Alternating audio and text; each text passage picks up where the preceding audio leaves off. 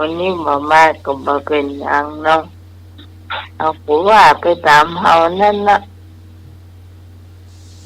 ก็วันนี้เป็นวันเสาร์ที่อย่างเนี้ยที่วัน6ที่แปดวันเสาร์ที่6เอาต้นเดือนอยู่เลยโอ้มาตั้งอย่างนี้ก็ลืมเนี่ยแม้แต่พี่พรเนี่ยพี่พรเอราวัณนี่นะขอเพลงเอาไว้จำมาได้แล้วเจ้าตุมาตัวเจ้าพี่พรมันจำมาได้แต่เลยแล้วไผห้องก็บ่ฮู้เพิ่นก็บ่ได้บอกถ้ามันได้รับไปนะจึงบอกแล้วถ้าเฮาบ่รับมันเป็นหยังรับไปมันลืมหมดเลยบ่ฮู้มันเป็นจะได้นี่เขาไปยืมสตางค์ให้หน่วย250วันนั้นเขาถ่ายลืมมันเนาะ คนละครึ่งอะเจ้าตอนนี้นิมนต์อาจารย์สมัครเจ้าวันนี้ไปจะเป็นคนเปิดเพลงอาจารย์หรือว่าอาจารย์สมัครใครจะเป็นคนเล่นเพลง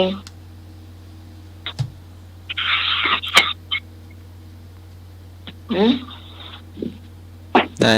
ทั้งสองนะ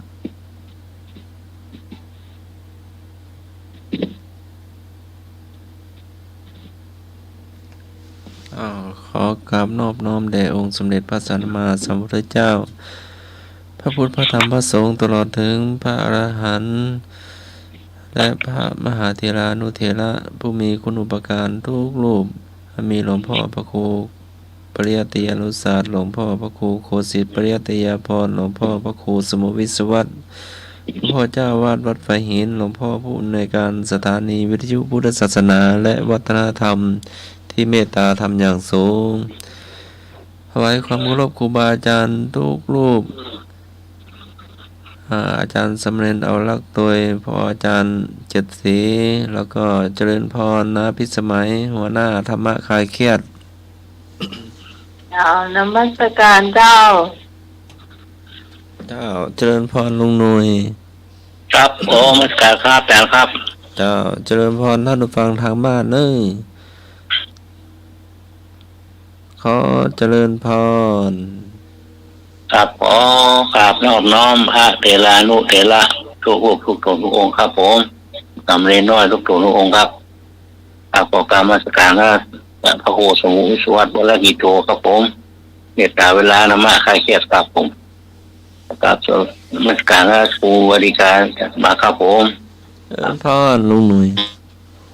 มัสการอาจารย์เอาลักนะครับผมครับมีพินาเจสีเลยนะครับในปีวิสมัยสุริโยดรหัวหน้าธรรมะคลายเครียดครับผมกับดีธรรมะคลายเครียดทุกท่านคนนะครับผมครับในงานเรียนเลิกเป็นผมครับ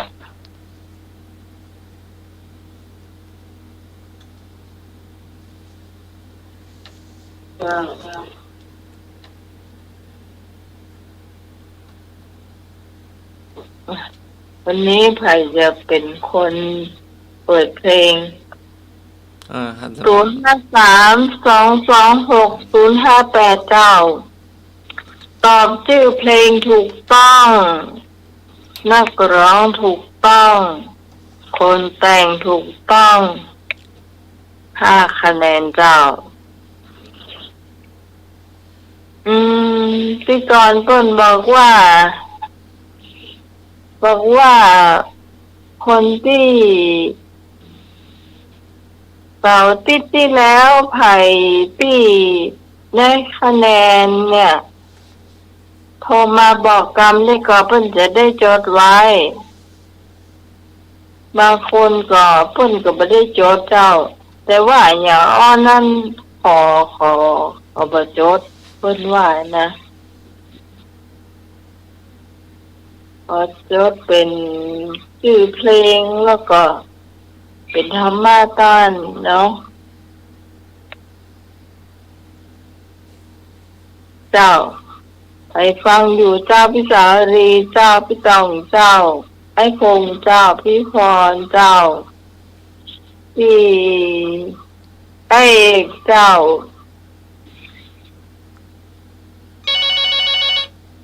มารายงานก่อนเลยเจ้า ฮัลโหลน้องไหม เจ้า ฮัลโหลน้องไหม เจ้า พิธานน่าจะจับพิธานขอเพลงน้องใหม่อัน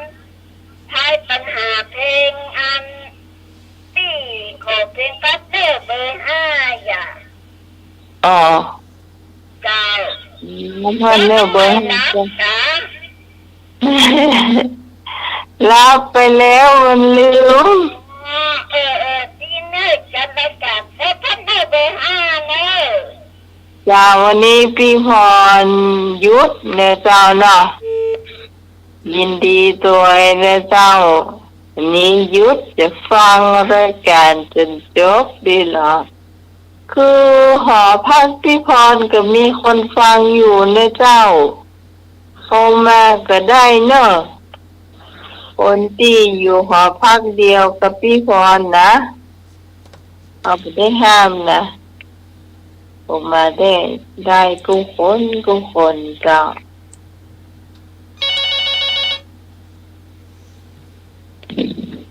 ไอเอกไอพงษ์มารายงาน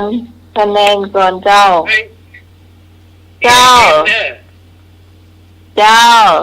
วันนั้นได้8คะแนนเนอะ เจ้า เอกต่อแปดเนาะ 8คะแนน เจ้า ครับผม นะยีกรโจทย์ไว้เลยวันนั้นเอกได้8เจ้า ครับผมเอาเลยขาจบเลย51คะแนน 51คะแนนเนอะ ครับผมเอาเลยขาจดด้วยนะครับผม นี่จดบัดนี้ไอ้พงษ์จะโพสต์จากเลขามา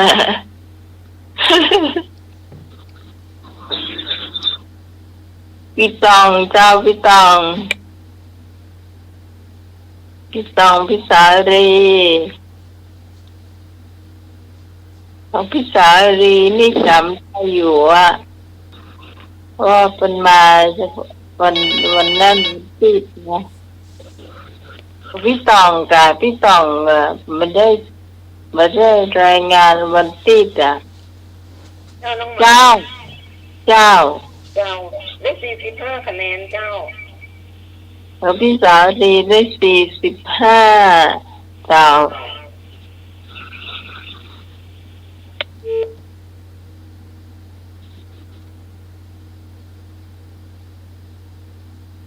นี่พี่ลืมตอบปัญหาการสมัครตัวเนอะคะแนนก็มีขึ้นนะ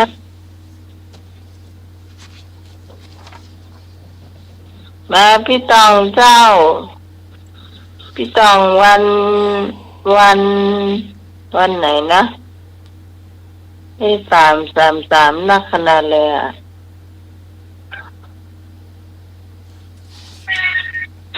โอมาเนอะพี่ตองเนอะ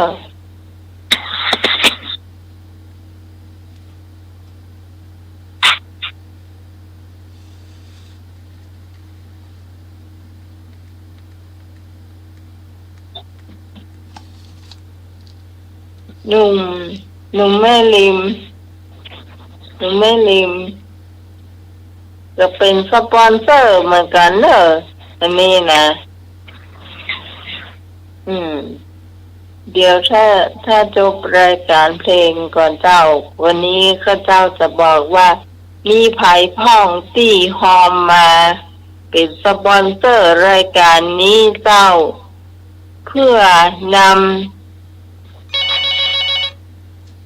มาแล้วเจ้า จ้าพี่กรณ์จ้ะโอ้ยกลัวโดนปลดถูกเป๊ะเลยค่ะ ฮะ ว่าเลขากลัวโดนปลดอ่ะถูกเป๊ะเลยอ่ะโอ้ยต้องทำกันบ้านดีๆละอพงษ์เจ้า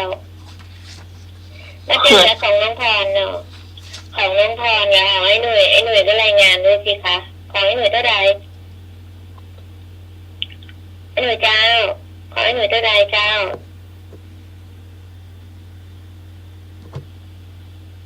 มันมองไปอยู่ตรงไหนเนี่ย ครับผมได้ห้าครับผม เจ้าเจ้าฮะ ไม่ห้า ครับ เสาร์อาทิตย์อ่ะ ครับผม ให้กี่เท่าใดต่อ 10แล้วครับเสาร์ที่เกิดเป็น10ครับผม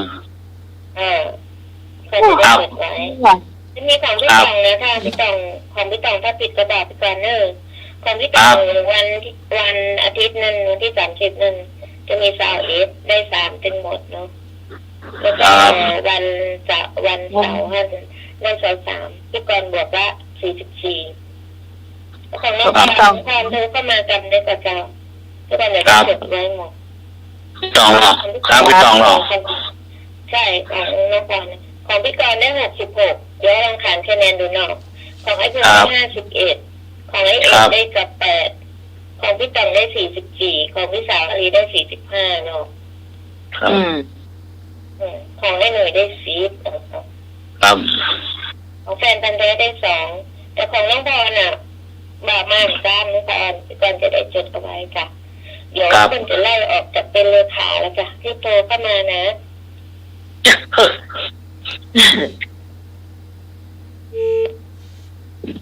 พี่พรเปิ้นก็ตอบธรรมะได้หรอกบอกมาพี่พรมา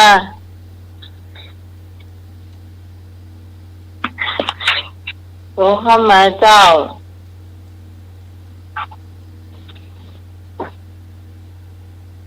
แล้วพี่สาวอารีวันเสาร์เพื่อนมาได้เข้าก็เข้าวันปิดเนาะ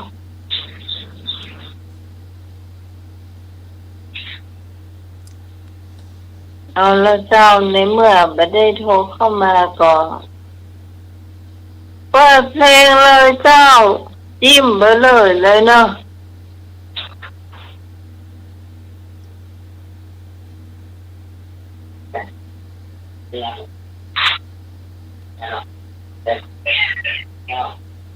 ก็ไม่มีแต่เพลงเดียวนั่นน่ะนั่นหมาย ฮะ ก็มีแต่แม่พรที่ขอมา อ๋อบอกขออันนี้จิ้มไปเลยเดี๋ยวทาย อ๋อ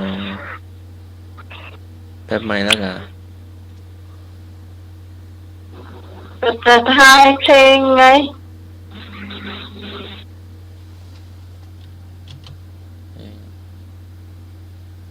จิ้มเพลงอะไรได้ก็จิ้มไปเถอะ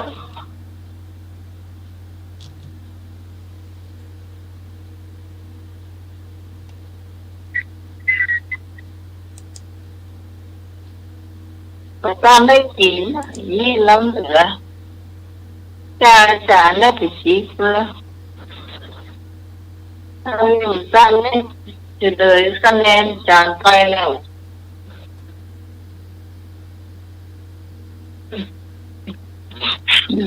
พออาจารย์สมัยยังมาเหอะเบอร์แต่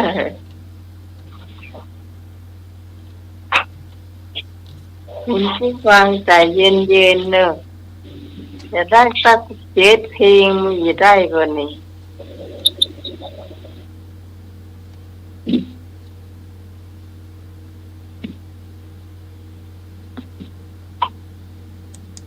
ใจเย็นๆก๋วยเตี๋ยวน้ำนิ่ง ยิ่งมาเหอะเบอร์แต่เอาเพลงอย่างอื่นอันอื่นไปก่อนก็ได้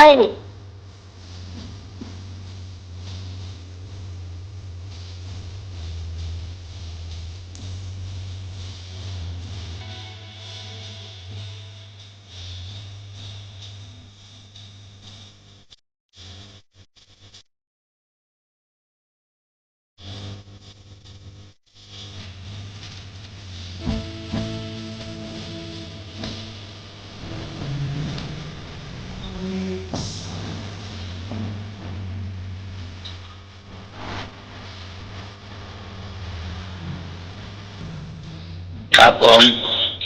053-226-058ครับเริ่มเด้ออาจารย์สมัครเปิดเริ่มเด้อครับมาในเพลงสากล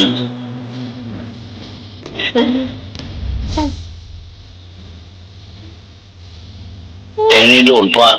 70 60 80กว่า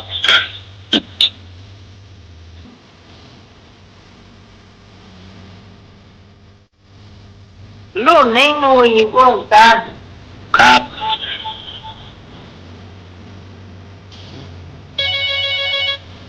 ครับผม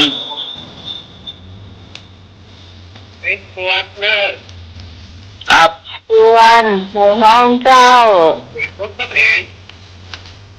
ประเทศวงเขาแหงเราเนาะ แข็ง ครับครับ ใครแต่งเหรอ แตงโมว่ะแตงโมโอ้ชื่อคนร้อง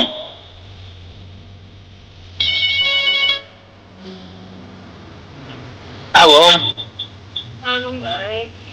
ครับดีครับครับฮัลโหลครับผมประเทศวงเขาแหงเนาะครับผม จะไปดีท่านที่คิดแต่งจัง อ๋อสาลีนวิจิตรแต่งเนาะครับ กาลีเนาะ ครับ โอ้มาแล้วเปิดประเด็นละอ๋อ เข้าเบา เอ็นคง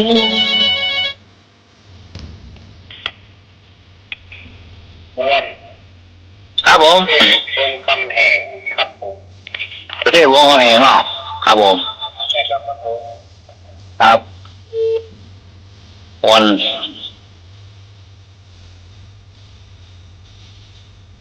เปิดอะไรเนาะเอาหนึ่งละเอาหนึ่งพอละเนาะเขาปีกับเพื่อนนะ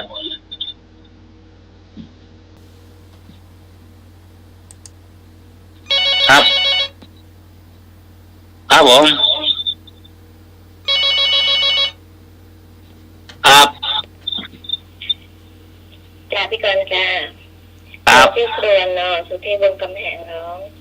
คนแต่งที่สมานจนพระคลิน สมานเนาะ จ้า ครับอ้าว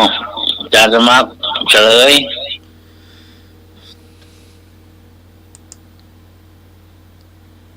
สุเทพวงศ์คำแหงเพลงควาน คนแต่ง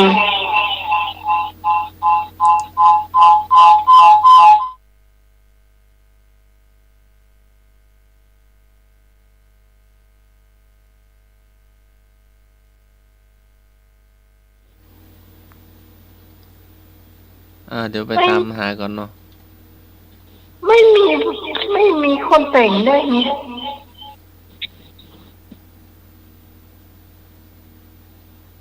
ก็ไม่รู้ในนี่บอกว่าควรแล้วก็เพลงที่สองจะรักเสียอย่าง เพลงที่สามรักในจินตนาการ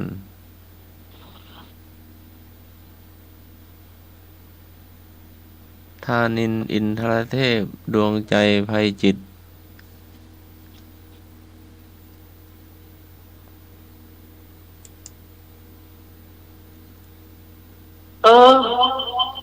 ยุ่งเลยยุ่ง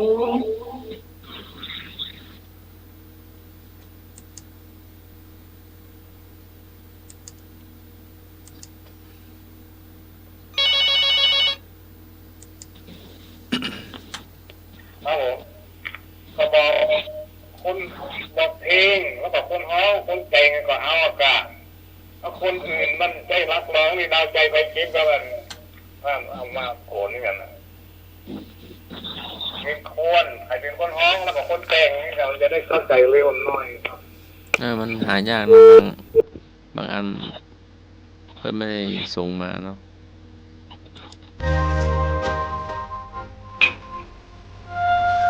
เดี๋ยวถ่ายน้องหน่อย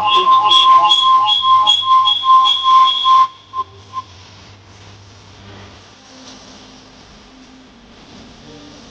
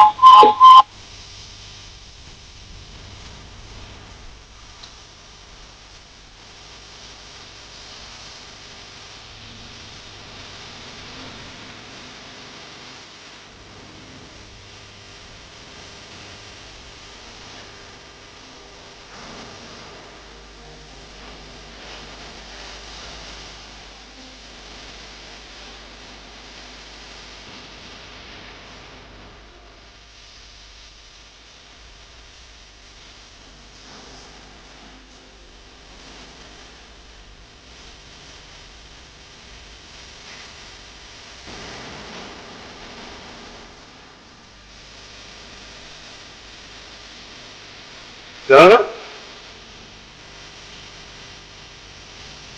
ตัดกับตายนะอันนี้ในธนาคารล่องจะมีในธนาคารล่องบนรัฐนครใต้ผมไอ้ผู้แต่งหมูเนอะ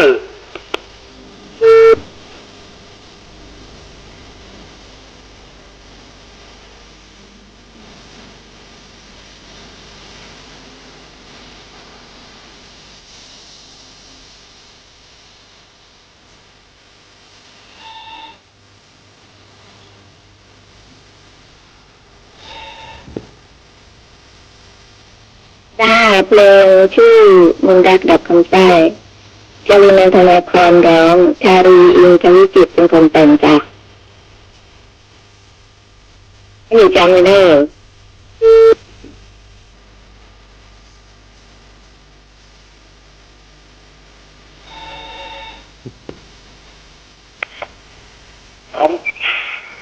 วันรักดอกคำใต้นันทนาคารครับผม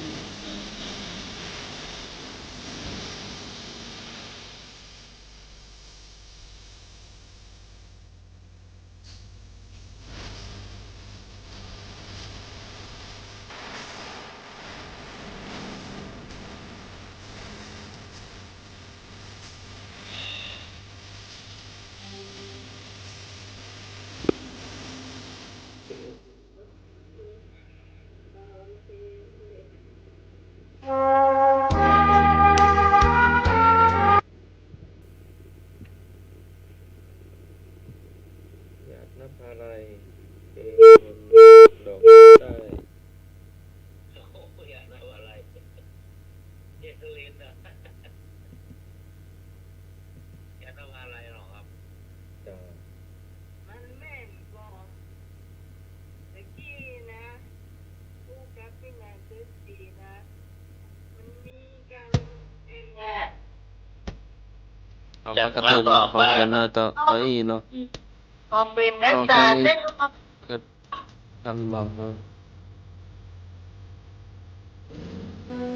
จากของคุณเสียงกำลังอยู่มัน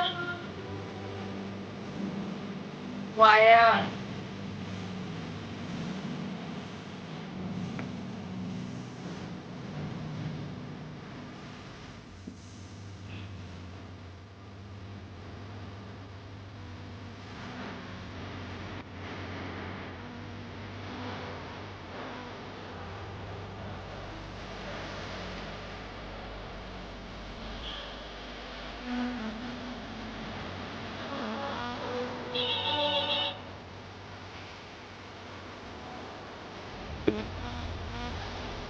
เดี๋ยว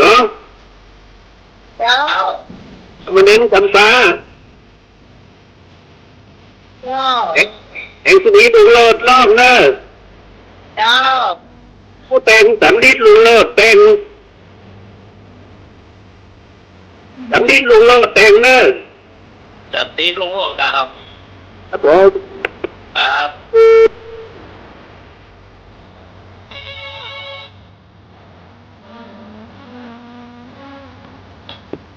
ครับสามเณรกันนี่ ครับ ลุงเลิศคุณผู้ปัดหอครับผม ครับผมทำเองกับบ้านหรอ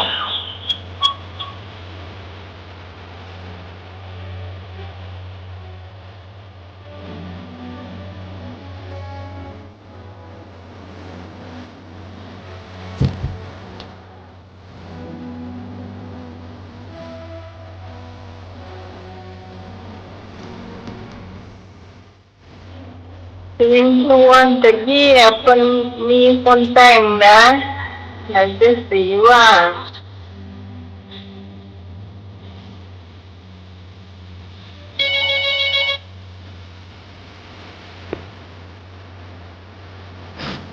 เจ้าสามเณรกำพร้าแสงสุรีรุ่งโรจน์เจ้า ครับผมออกมาเศร้ามาแล้ว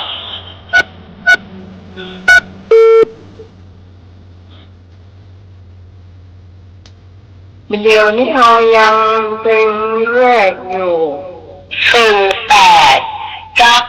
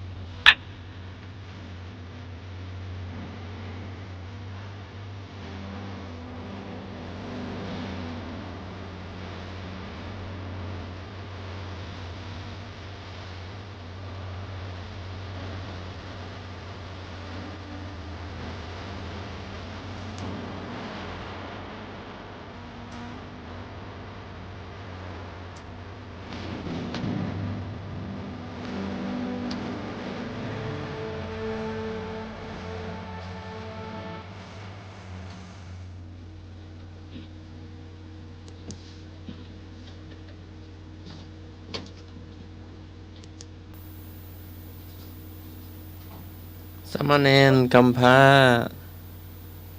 ครับ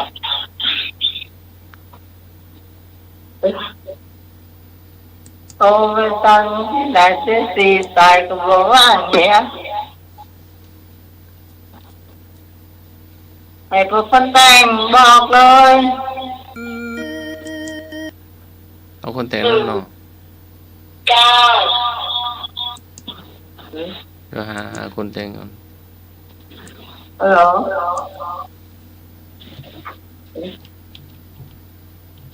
พี่หนึ่งมันต้องโทรมาเดี๋ยวพี่โทรพี่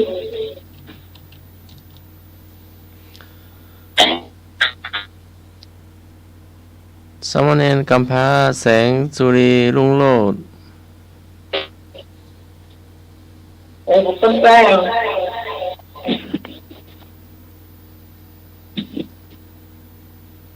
ไม่มีคนแต่งเนาะมันไม่ได้เขียนไว้เนาะ phải có được rồi ก็ได้จิตใจเนื้อร้องต้องดูหาการชนะผล เพลงนี้เหรอเพลงนี้นะ เป็นครัวน่ะเป็นครัวน่ะ เพลงควร ส่วนมนต์รักก็เข้าใต้กับชาลีที่จะวิจิตแต่คำมองเป็นสังเกตอารับดี ครับ อันเพลงไหนที่พี่สาลีถูกกับเพลงก่อน นี่ มันทุกข์ใจมันสุขเออ ไม่เอานี่ลงไม่ดูเพลงหรอก แต่ว่าแข่งแข่งคนใดก็แอกอ่ะ ทำ เนี่ยตัวนี้ไม่เห็น แต่อันนั้นตาถูกต้องแต่สองคน เก้าอันเดียวกันทวนคะแนนเพลงแรกมาพี่สาลีเพลงที่สองนี่พี่กรณ์เป็นคนตอบมาก่อนไอ้หนุ่ย ครับ พี่กรณ์เป็นคนตอบก่อนมาก่อนคือชาลีคือถูก เอาเสียงสะท้อนเนอะ แล้วเดี๋ยวนี้ในกำพร้า น้องไหม เจ้า เพลงแรกเพลงขวัญนะไอเอกตอบก่อนแล้วก็เพลงที่สองบนรับละครใต้ไอเอกตอบก่อนได้3 คะแนน2 ข้างแต่เพลงนี้สำลีลุงโลดเป็นผู้แต่งไหนเอกนะ5 คะแนนสามเณรกำฟ้าแสงสุรีลุงโลดร้องสำลีลุงโลดแต่ง แล้วเอกตอบอ่ะเอกตอบละไม่ละ อันนี้ตอบถูกป่ะ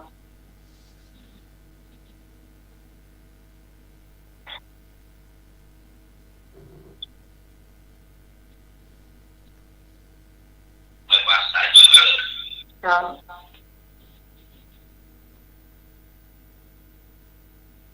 ไปต่อไปเลยเพลง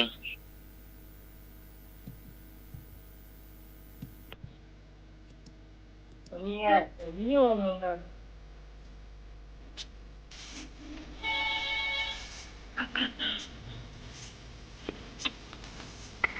ครับผมไปตองรองน้ำตาพร้อมตัดส่องแสงครับผม ครับ ไอ้ตั้ง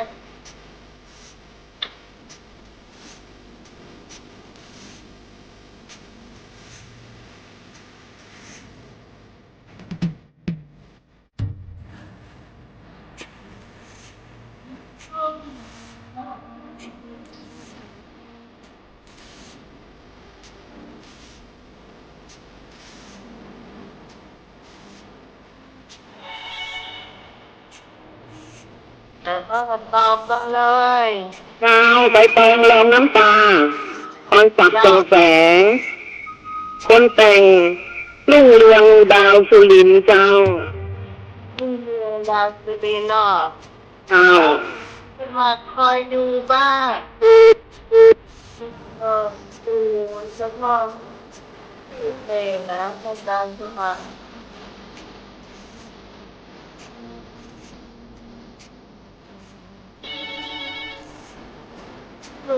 เพลงมันขึ้นมา แล้วก็จะมีคนตะ ใบตองรองน้ำตาก่อนสักส่องแสงเจ้า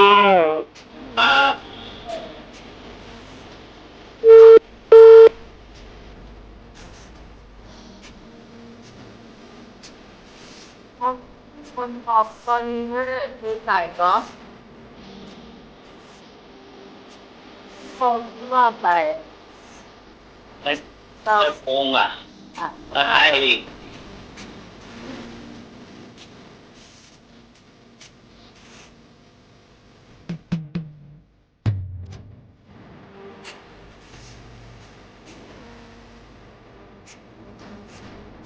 ถูกอ่ะ นะ ถูก สงบ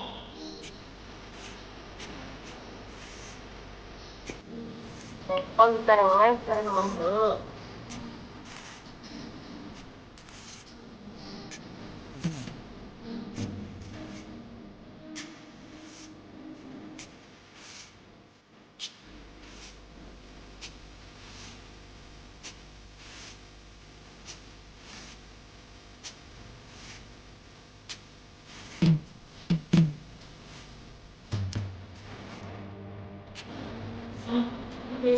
งานเป็นลายซ้ายหน่วยให้หน่วยดูห้องลายของเราอ่ะ ได้ยินนะ นะ ได้ยิน ดูลายมหันต์นี่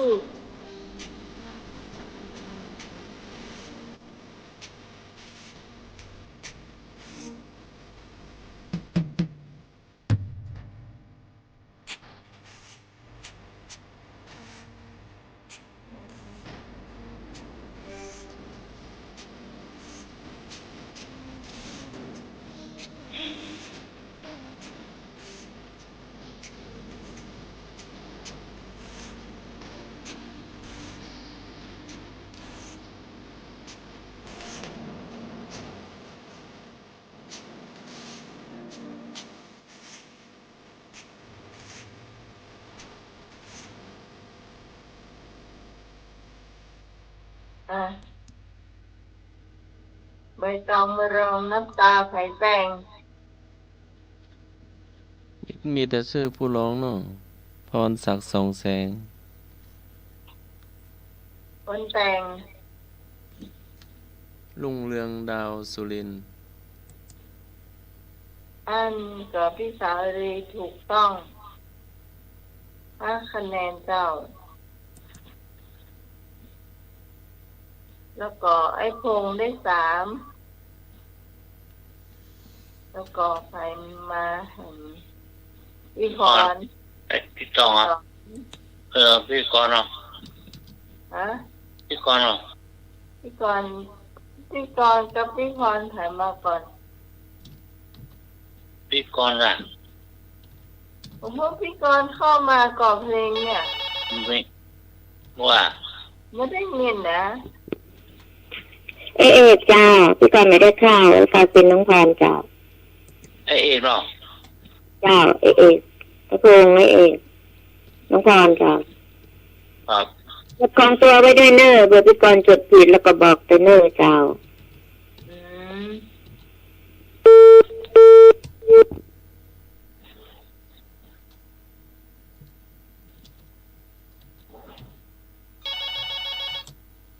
คะแนนนี่เคยเอกเนาะ อืม ผม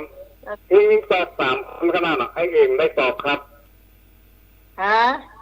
สอบสามโค้ดพี่อาลีผมพี่พรถ้าสอบอ่ะ อ๋อ ไอ้เองได้สอบครับ ครับ นี่นะไม่ได้ตอบอืมแล้วก็มีพี่สารีได้5 คะแนนจะมีไอ้พงษ์มีพี่พร อืม อ่ะ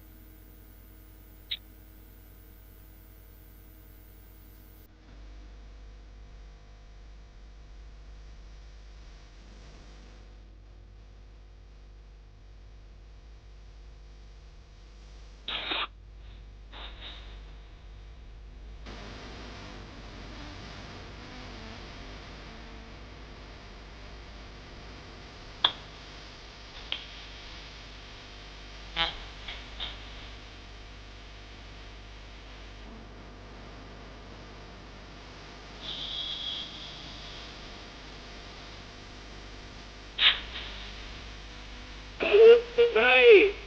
เดี๋ยวผมเป็นตับรองเป็นสู เอกเนาะเอกยาวเนาะ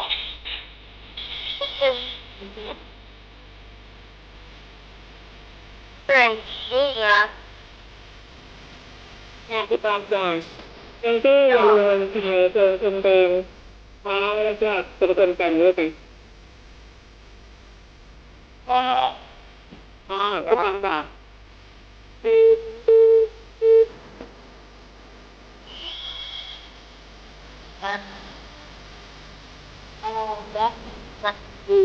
อ้ครับผมเป็นว่า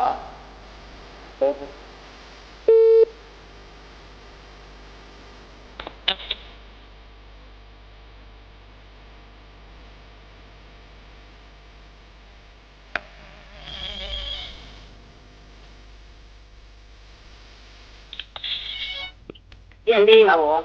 อย่าลืมเมืองไทยเพื่อนกรมแดนเจ้า ครับพร คะแนนอยู่เจ้าผมลองจงรีบต้องมาเอาเจ้านะเจงดูจ้า เกาหลีเหรอครับครับผม จ้าเรายังทางจ้า ครับผม ตาดี ครับ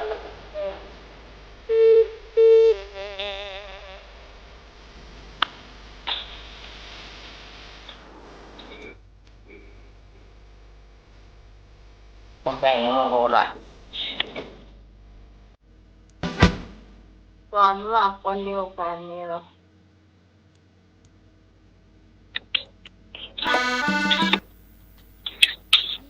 เฉลย อย่าลืมเมืองไทยเพลินพรมแดน คนแต่ง ครูประยงชื่นเย็น เอ๋ย ลงชื่นเย็นนะ ไม่รู้ปากกระตือนบอกกันนะ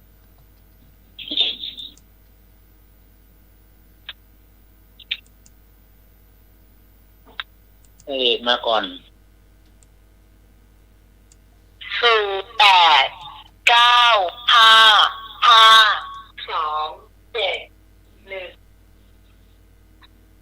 มาแล้วค่ะ ไม่ใช่คนแต่งประโยชน์ทุกเย็นเป็นผู้เรียกเรียนเป็นภาษาเชิญคนแปลได้กับคนแต่ง คนแบรนด์อ่านพี่กรณ์ถูกแล้วย้อนถูกที่5 คะแนนเจ้า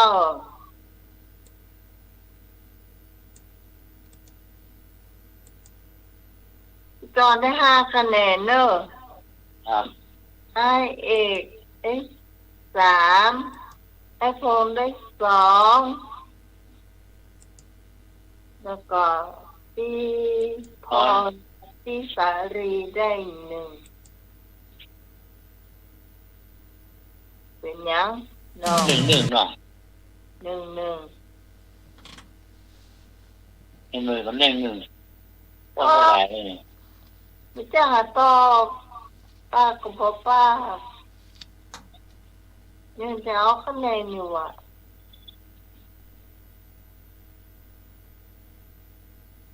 นี่เย็นกับเอาค่ะ โอ้แต่ว่านี่มันจ้ะ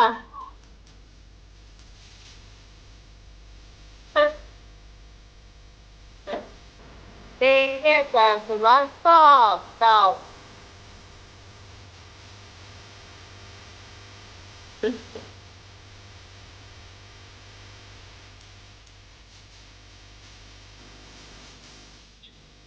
มันก็ตีไว้เนาะ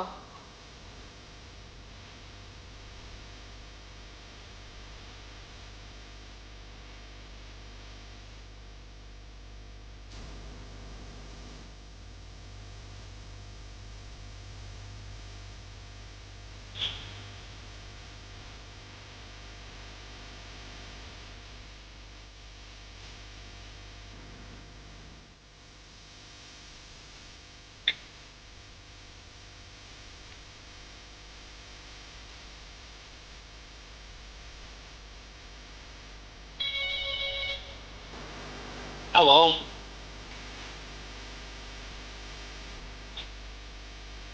ครับ ต่อมาสุดแฟนบันเทิงครับ มาแล้วลงป้าลิง เอ้ย ก็ถ้าเป็นเกินก็ล่า ครับ ถามโอนก็ล่าแล้วก็เกิดภาษาโอนนะครับล่า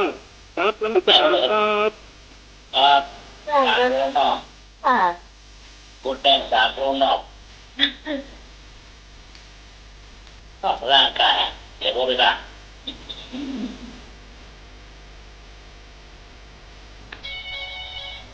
ให้ตีไปฟังดูมันหมดอ่ะ ครับผม เจ้า ทรงเจริญ ครับ สามโอน ครับ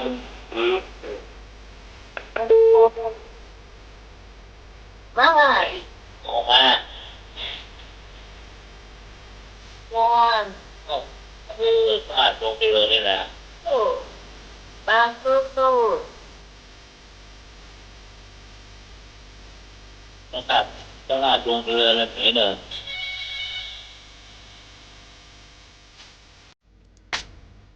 จ้ะ ต้องลาดไม่กี่ข้อ พี่ตังจังได้ดังนั้นจะเกิดเป็นซื้อ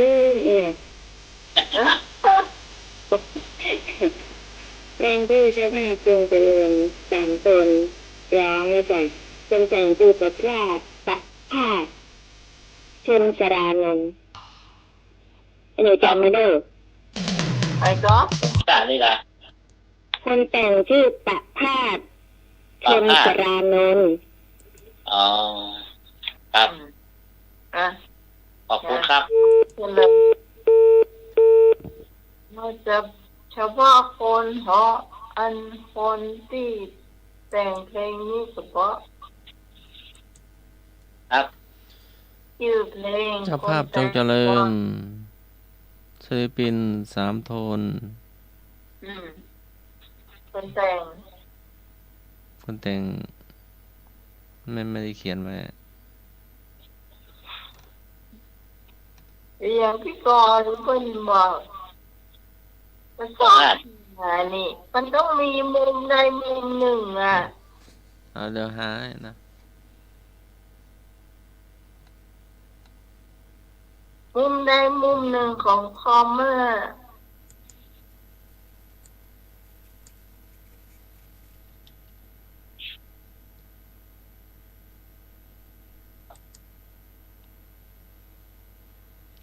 เจอยัง ประพาสชนสารานนท์ พี่กรณ์ได้ พี่กรณ์ พี่กรณ์ได้ เจ้าพี่กรณ์นะคะคะแนนเนอะแล้วก็ทัดมาใครอ่ะ แฟนพันธุ์แท้ น้องแฟนพันธุ์แท้ได้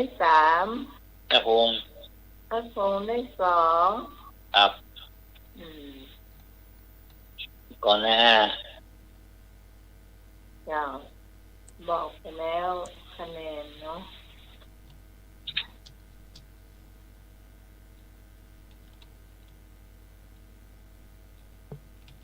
ต่อไปเลย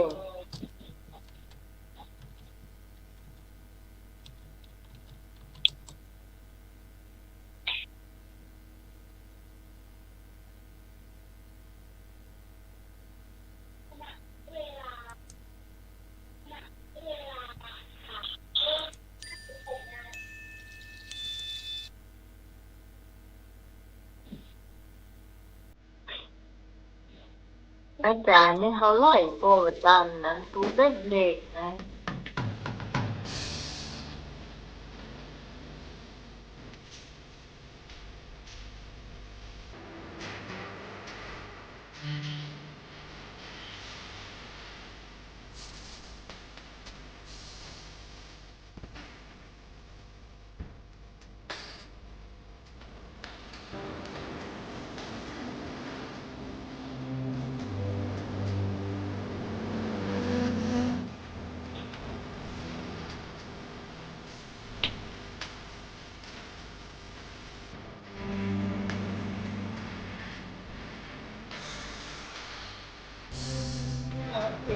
อันนี้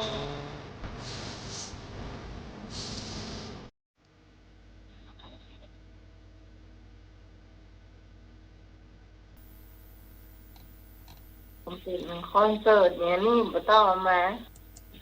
มันยาว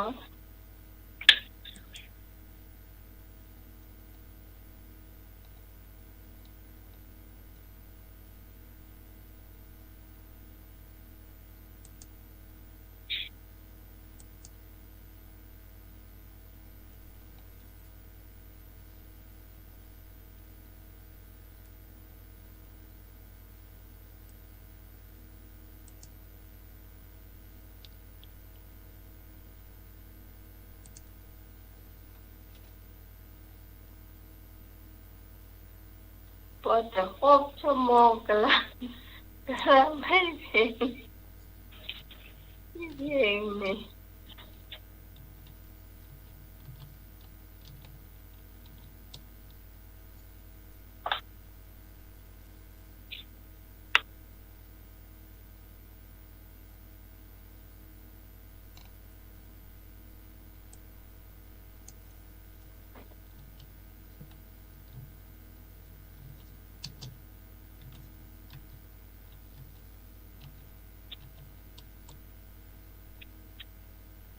เอาขณะนี้คุณผู้ฟังกำลังเข้าฟังรายการธรรมะใครเครียดอยู่นั่นจะเป็นช่วงท้ายเป็นเพลงที่คุณผู้ฟังสามารถ GMM Grammy Playlist นมัสการครับยังอาจารย์สมัครเปิดเนี่ยดีแล้วครับเนาะดีมากมากเลยครับเนาะก็ก้อยเป็นก็ก้อยไปกะเนาะกับมาต้องเอาเพลงนักๆอะ เอาเพลงเบาๆเนี่ยน้อยๆเนี่ยอ้วนกับนอกกับนมัสการครับ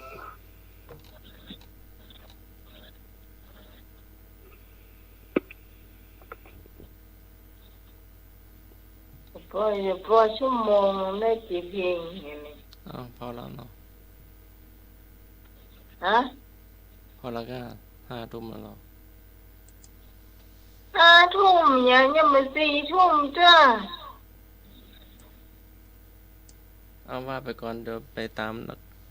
นักร้องก่อนเนาะ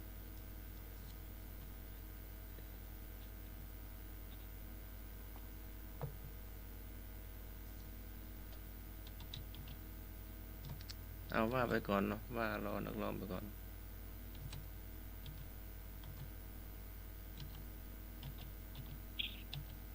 ครับกำลังตายเพลงล่ะครับ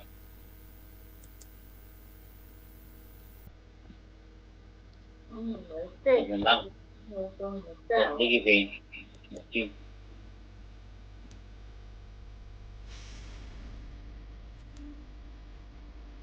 ตั้งบนอยู่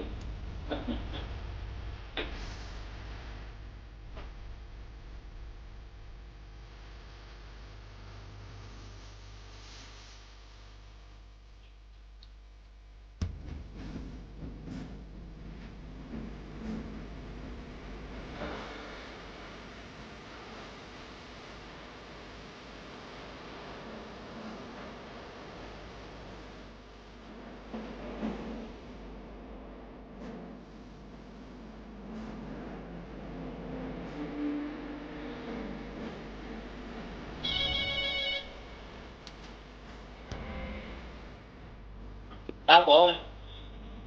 ผู้ศึกษาบานยอมรับกระดับใจน้องเด้อ ผมแต่ง ติดบุญบุญรัตน์ นะ ติดบุญรัตน์แต่ง นะไปฟังเนาะ เอกหน่อย จ้า ครับ ว้าว คุณตาบานยอดรักสวัสดิ์ใจคนท้องไผ่โอ้ครับผม ยังวงเนาะ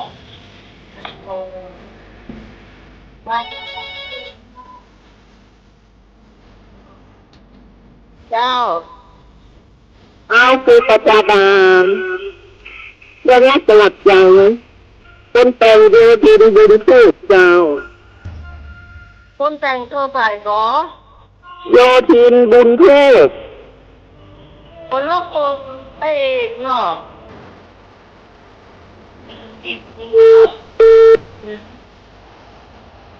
ไอ้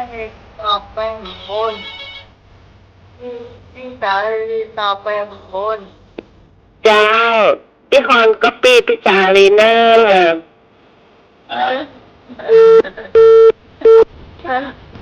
ต้องปีเพื่อนนะเนาะ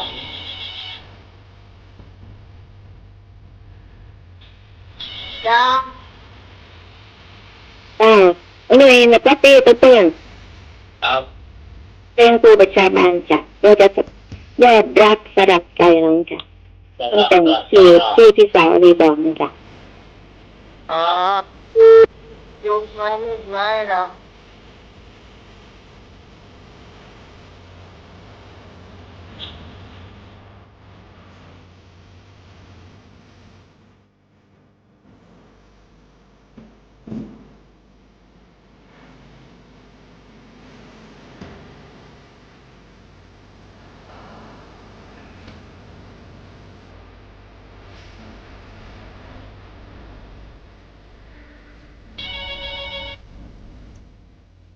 ครับผม เจ้า เลย เข้าน มัสการครับ เอา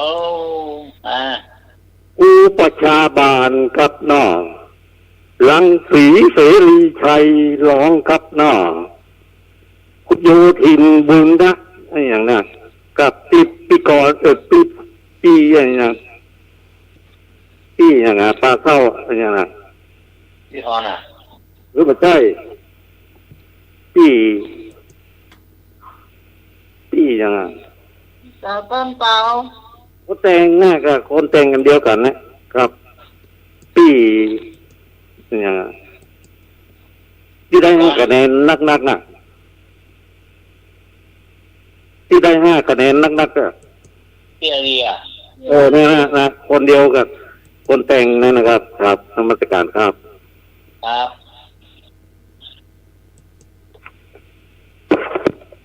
น้องก็ว่าถูกเหรอพี่สาลีตอบมา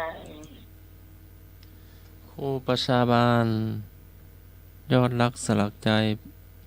ผู้ร้อง ผู้แต่งโยธินบุญทูป จะถูกต้องเลยนี่ก็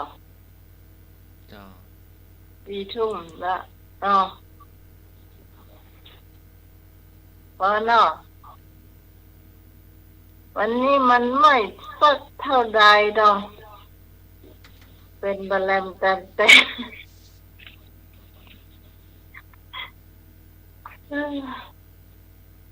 ดีใจเนอะก็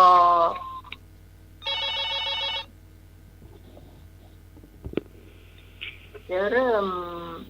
จ้าพี่กรณ์จ้าอันรายงานคะแนนให้พี่กรณ์ก่อนจ้าเดี๋ยวเผื่อพี่กรณ์หลับโอ้ล่ำเชื่อไปเร็วปัญหาธรรมะหมอ ลืมไปเดี๋ยวเกิดพี่กรณ์หลับอันเดี๋ยวเอาเลขาหน่วยแทนนะท่านเผื่อหลับลืมไป เมาก็อยู่อาจารย์สมัครจ้ะไม่เป็นไรหรอกอาจารย์สมัครเดี๋ยวพรุ่งนี้ก็เก่งละ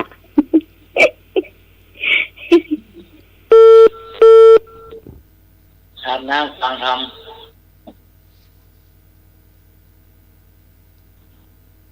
ถามอาจารย์จะว่า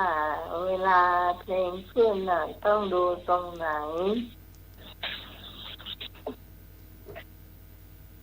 จะมีจ้ะ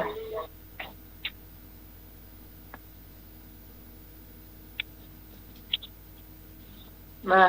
เป็นผู้ฟังไอรายงานคะแนนก่อนรวมตั้งแต่วันเสาร์ที่แล้วมาเลยนมัสการครับ อาจารย์สมัครเป็นดีเจที่ยอดเยี่ยมเลยครับเนาะยอดเยี่ยมที่สุดในประเทศไทยนี่ครับเนาะ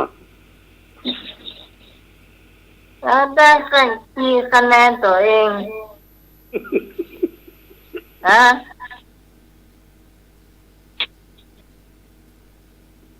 ได้3ได้5เนาะแล้ว หรือว่าได้คะแนน ครับ รวมตึงหมดตึงนี่มวนได้6 คะแนน อยู่ครับเนาะ จ้ะ6 คะแนน 6 คะแนน เจ้า ครับ เย่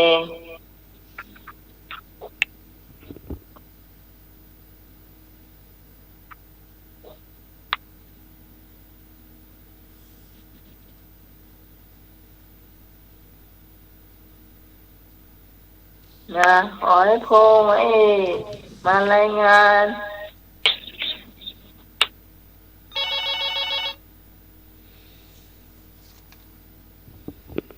วันนี้วันนั้นได้51วันนี้ได้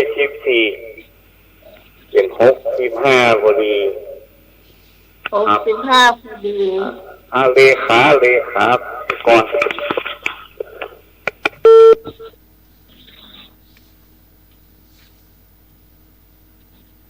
เจ้า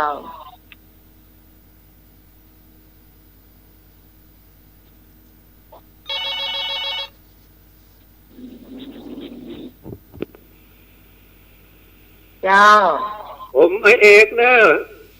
ครับวันนั้นได้28แต่วันนี้ได้17ลดไป45ครับคะแนนรวมเป็นเท่าไรก็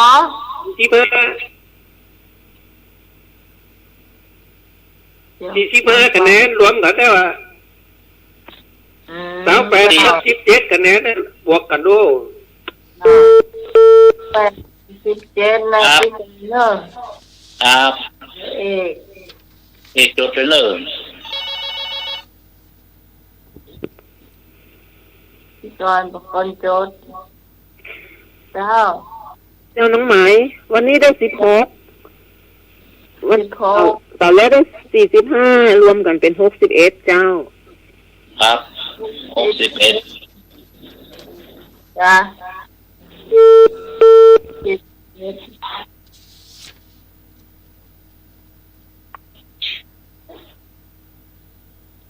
เจ้าออกพิธารี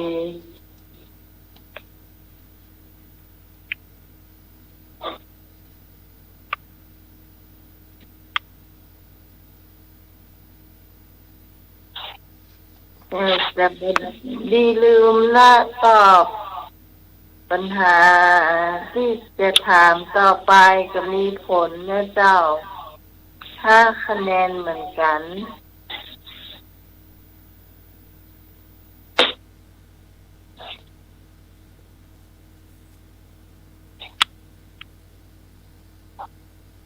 ถ้าลืมก็ไม่ได้นะลืมก็ไม่ได้คะแนนนะหลายข้อก็หลายคะแนนเจ้าสำหรับคะแนนเหล่านี้เราจะไปทำอย่างเจ้าก็ปีนี้เราบ่มีพระป่าสามัคคีนะเจ้าเนาะเราจะเอาเงินจำนวนนี้มอบเพื่อกับผู้มีพระคุณของเขานะเจ้าคือขอสถานีเจ้ากับอาจารย์สมัครเนื้อเจ้าที่ทำงานเข้ามา10 กว่าปีแล้วเจ้าก็ยังบ่เคยได้ฮื้ออย่างเปเลยเนาะเจ้าเนาะปีนี้ก็เลยว่าเงินจำนวนนี้ก็มันทำให้เปิดทั้ง2รูปนะเจ้าเจ้าพี่คอนมาคะแนน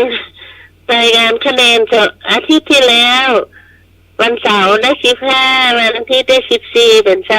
29วันนี้ได้7คะแนนเจ้าพี่กรณ์รวมคือกรรมเนอะเจ้า ครับ แทนที่รวมด้วยตัวเก่า เดียวตอบปัญหาธรรมะมันได้ละสตางค์โมดพอดีเจ้า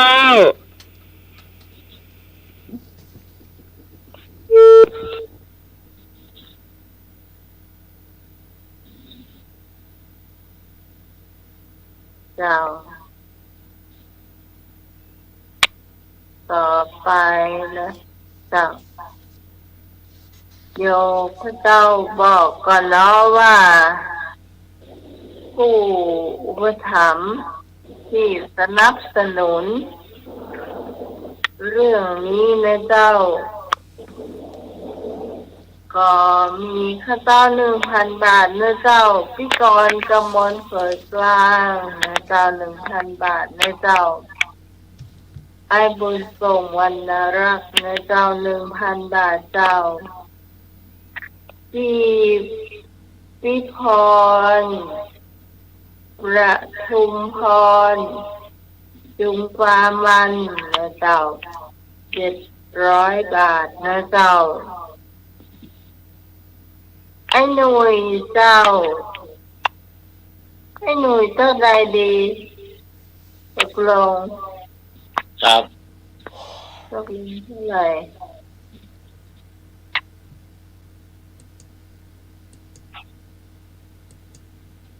ยังตัดสินใจไม่ได้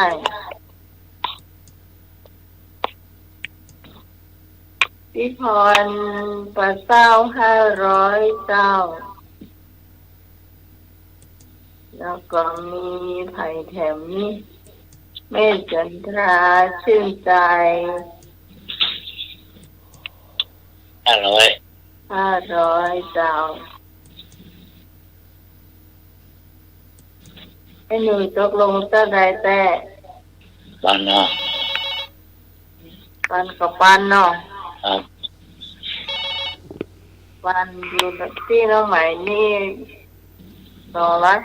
250ละเอามาก็เห็น700สาย นมัสการครับผมอีกแล้วครับไม่นับผมเหรอผมก็ไปร่วมงานด้วยนะ โอ้ นี่ นับป่ะ ร่วมงาน จะได้โทรมาหาน้องใหม่จำเนอะ โอ้ได้เลยครับมีเบอร์น้องใหม่นะจำได้ก่อน จำบ่ได้ครับอันโทร เอา ไป ไว้ ที่ ดีกว่าไว้ใกล้งานค่อยโทรจ้าได้ ครับนมัสการครับ ครับ เอา ลืมได้แฟนมาแท้ลืม ไม่ลืมหรอกก็อู้กันอยู่ว่าจะทำลาบฮื้อโอ้ยเนาะ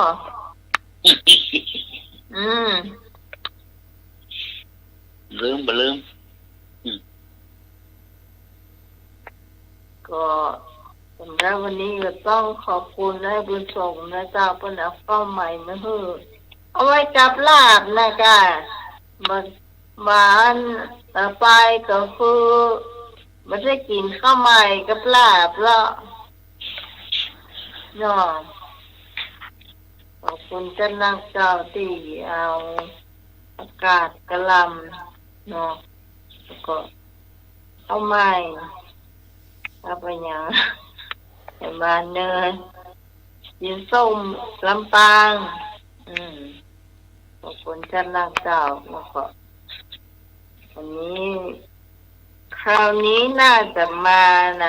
าด้วยตัวเองเนาะคุณผู้ฟังที่จะมานี่ก็บ่ต้องโอนก็ได้เจ้าเอาไปวันที่เอาปะกันเนาะเอาปะกันดีกว่าเอาไปตอนนั้นก็ได้มันซึ่งบ่ฟังเจ้ามันต้องมีหลายมีไปกี่คนเจ้าแล้วก็ไปอีกส่วนเนาะ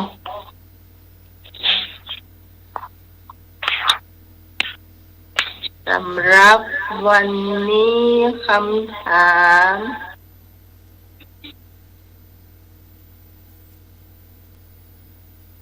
ตอนนี้ปันบาทในพี่ก่อน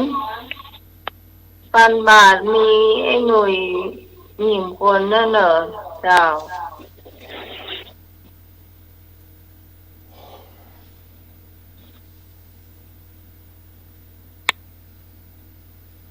ปันบาทนี่มีน้องมีพี่กรณ์มีไอ้บุญส่งมีไอ้หนุ่ยแล้วก็พี่พ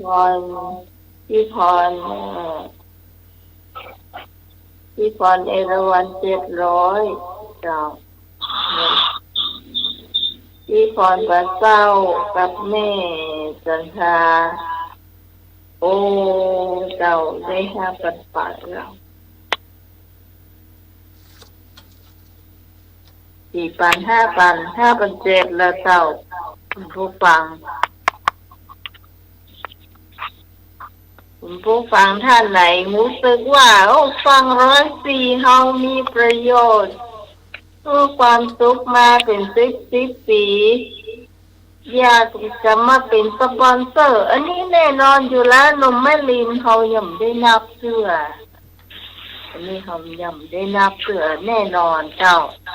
เกิน6,000เนาะเดี๋ยวนี้ได้5,700แล้วเจ้า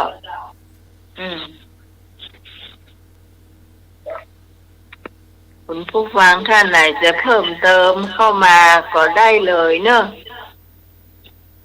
เอาฟัง104เนาะเอาจะย่างเลยจะบอกว่าดูคนผู้ฟังเปิ่นสั่งย่างเปื่อยเจ้าสวัสดีเจ้าเกิน6,000ตามครับเกือบ10,000แล้วกะนมัสการครับ อย่างก็ จะว่าอย่างก่อนเดยวนี่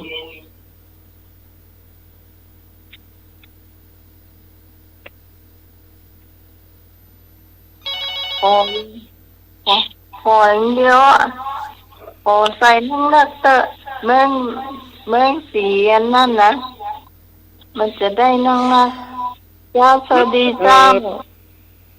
ได้ เจ้า แน่ครับหน้าเกือบหมื่นเนี่ย ครับนมัสการครับ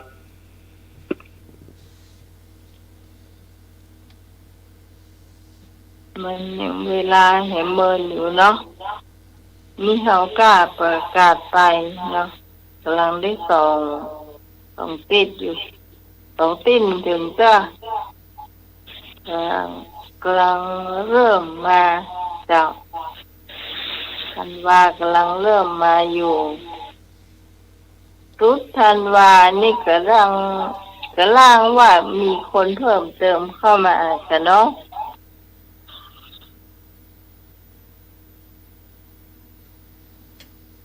เจ้าช่วงต่อไปเป็นพุทธประวัติธรรมะอปนกันไปเลยเจ้าพรุ่งนี้พี่นาน7 สีเพื่อมาถามคำถาม ความรู้รอบตัวพ่องก็ได้เจ้า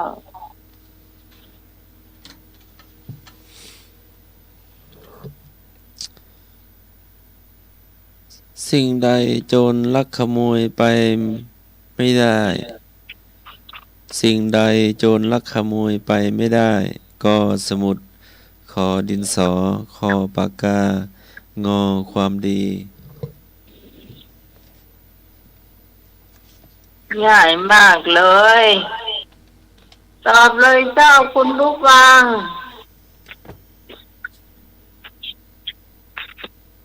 ตอบถูก5 คะแนน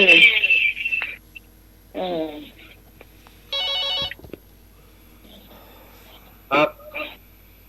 งองูครับผม งองูเนาะ ครับผม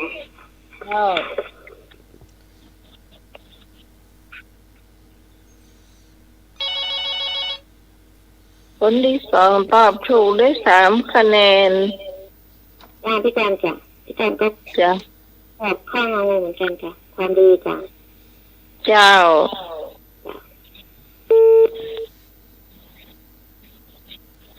อภิสารีตอบมาเจ้า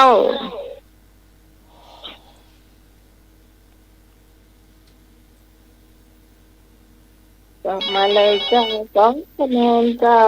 ยืนได้อยู่เจ้า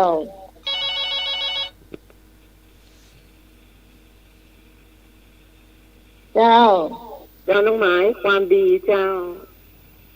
เจ้าข้อนี้ง่ายมากนะเจ้ามาไปต่อเพมก็ได้1 คะแนนเนอะ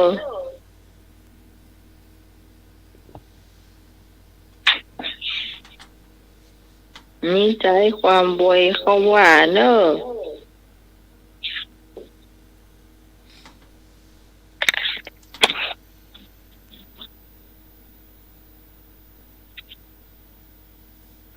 นี่ฉันต่อให้ลุยตอบก่อน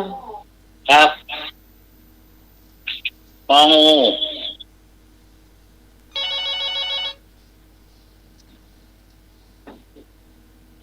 เจ้า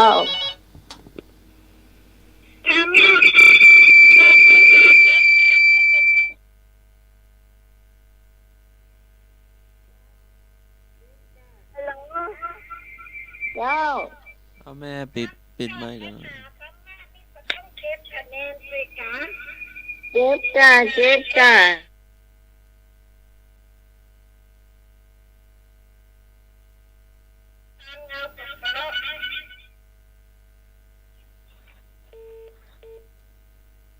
พี่พรก็ต้องเป็นสปอนเซอร์อยู่แล้วเหรอหายได้เล่นได้ เล่นไม่ยากหรอกเฉลยก็คือคนดีนะกะน้อง สิ่งใดโจรลักขโมยไปไม่ได้ ความดีงองู คนที่ตอบมาคนแรกคือไอ้พงษ์ได้5 คะแนนเจ้าพี่กรณ์ได้3 คะแนนพี่สาลีได้2 คะแนนเจ้าแล้วก็ไผ่แหมให้หนุ่ยได้1พี่พรเนรวันได้1เจ้าบ่ต้องกลัวเนอะมูลนี่ก็เป็นสปอนเซอร์ตัวเก่าทั้งนั้นเจ้าพี่กรณ์ก็เป็นสปอนเซอร์เจ้าก็อยากให้หมู่เฮาได้ม่วนกันเนาะวันนี้ขาดพี่ตองเนอะแม่สุพิษก็บ่ได้มาเล่นตัวยนะโทรเข้ามาเล่นได้เนอะมีเวลาเหลือเฟือเจ้า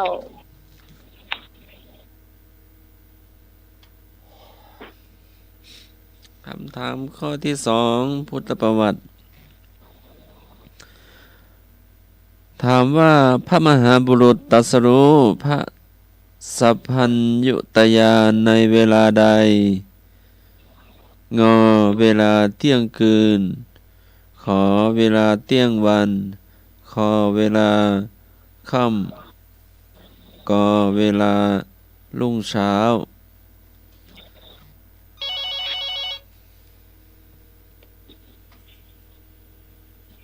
เจ้าพี่กรณ์จ้ะพี่กรณ์ตอบข้อกอไก่เวลารุ่งเช้าจ้ะ เวลารุ่งเช้ามาไผ่อยู่ไว้ไผ่ไว้มันเข้าใจ3 คะแนนเจ้าครับผม เจ้า รุ่งเช้านะครับผม เจ้า ครับวงที่2ครับ มาแถมเจ้า เจ้านมัสการครับ ครับ คำตอบสุดท้ายคือยามค่ำครับค่ำหัวค่ำเนี่ยครับเนาะครับนมัสการครับ ข้ามรอ เจ้าตอบมาเลยเจ้าย ามค่ำ จ้าพี่กรณ์ตอบยามรุ่งเช้าเจ้าข้อสุดท้ายนะเจ้า ครับ เจ้า ไม่เก้าหรอ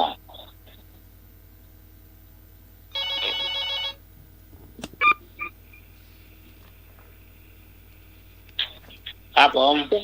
เจ้ารุ่งเช้าเจ้า ครับไม่เก้าหร เจ้า อ มารี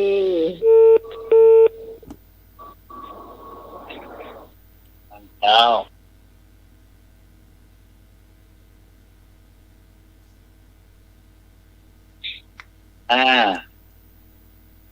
ไป แห เจ้าม แหมแหม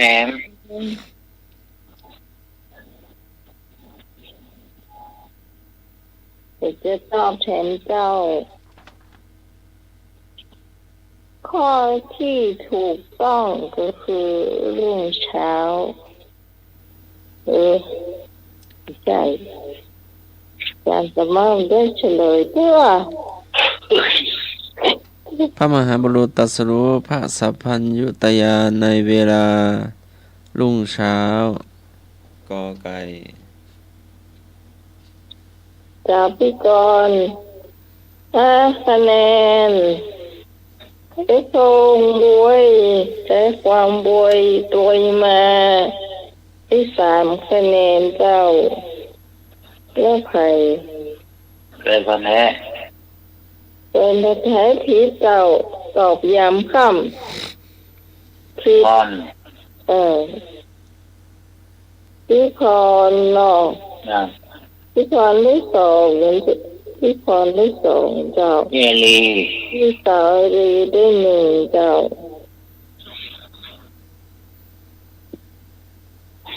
เป็นเกมที่พรเฮานี่น่าจะอวยนะอวยกันนี้เนอะพี่พรเนอะ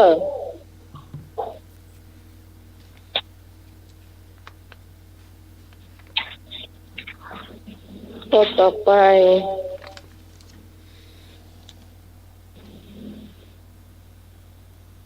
ใดเป็นโทษเกิดจากการทำกาเมสุมิจฉาจารก็มีศัตรูขอขัดสนเงินทองคอวิกลจริตงออายุสั้นข้อใดเป็นโทษเกิดจากการทำกาเมสุมิจฉาจารก็มีศัตรูขอขัดสนเงินทองคอวิกลจริตงออายุสั้นกาเมสุมิจฉาจาราเวรมณีเนาะศีลข้อ3เนาะ เจ้าข้อนี้คิดให้ดีเนอะมันจะมีภาพขายหลอกอยู่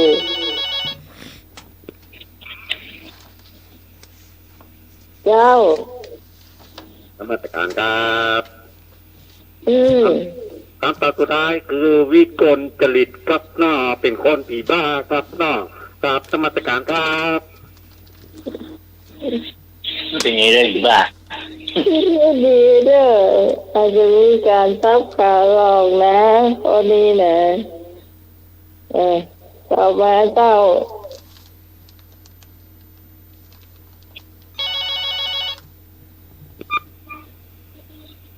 เจ้า พี่คอนตอบข้อกอไก่มีศัตรูมากเจ้า เจ้า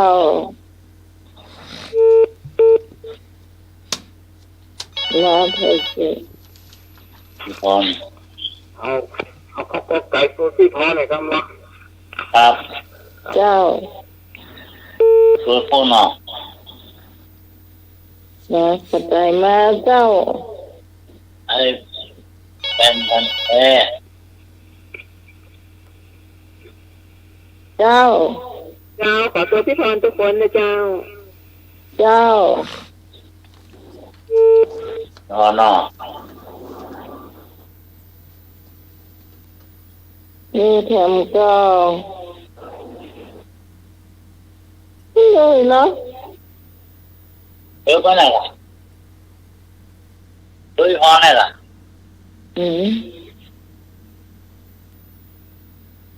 ตัวไหนเจอลองยี่สิบนี่นะ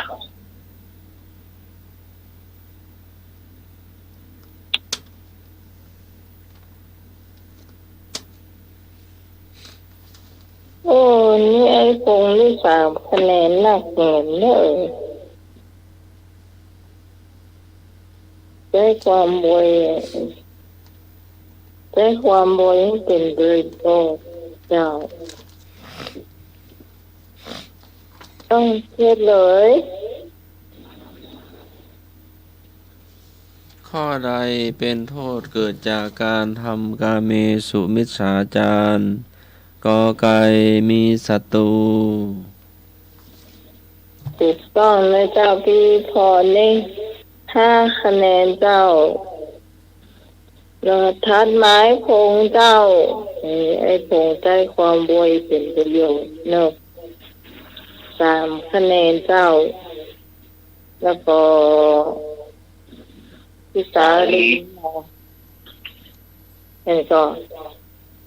สาลีได้2 คะแนนเจ้าเป็นพันแท้ตอบผิดเด้อที่คนจะนิดนั่นนะ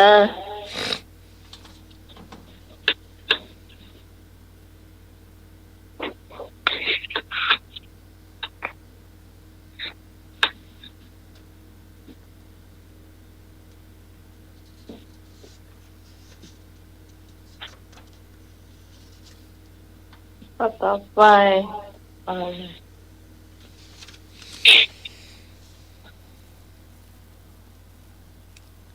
พญาสาวัตติมานห้ามไม่ให้สิทธัตถะราชกุมารทำสิ่งใด ก็ศึกษาเล่าเรียนคอของราชสมบัติคอออกผนวดงอประพาสอุทยาน พุทธประวัติถามว่าพญาวัสติมานห้ามไม่ให้สิทธัตถะราชกุมารทำสิ่งใด ก็ศึกษาเล่าเรียนขอครองราชสมบัติคอออกผนวดงอ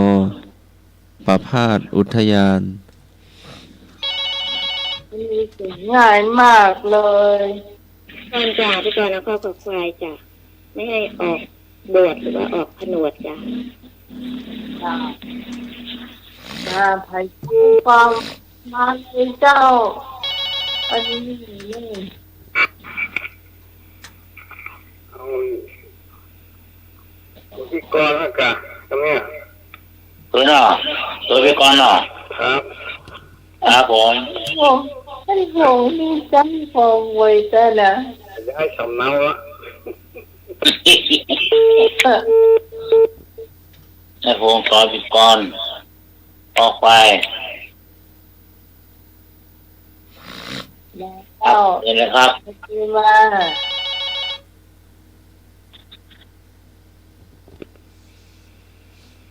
เจ้า ตัวเอมาตัวนะเจ้า เจ้า นี่เนาะ ได้ยินแล้ว ออกไปเนาะ เจ้าออกถนน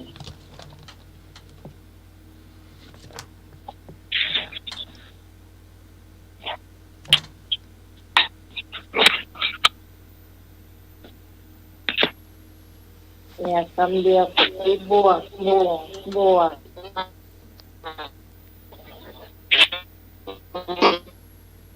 งเราต่างเนี่ย จ้า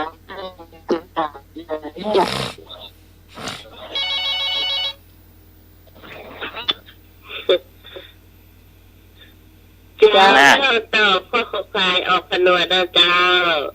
ครับออกไปเนาะ จ้าถ้าสลับซิมจะซิมมันเลขต่างๆนุษย์ละเจ้า อ๋อ ไปโพสต์ซิงสองกะ มันต้องมีเบอร์เหรอกูว่ากดได้เหรอ สองใช้เลย ดึงโชว์เบอร์เหรอ โพสต์ซิงสอง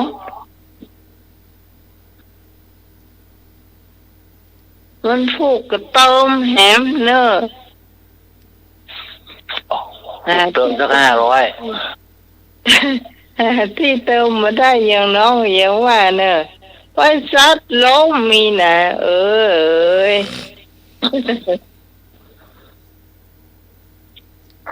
ลายกลับอย่างนี้นะ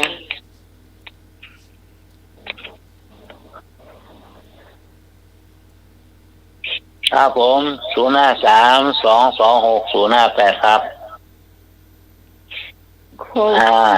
คนแล้ว ข้อที่ถูกก็คือออกผนวดนั่นแหละเนาะ ครับ แม่นก็ เจ้า ออกผนวดพี่กรณ์ได้5 คะแนน ไอ้ผมได้3 พี่สารีได้2พี่พรได้1ไอ้หนุ่ยบ่ตัว ตัวก็1หรอ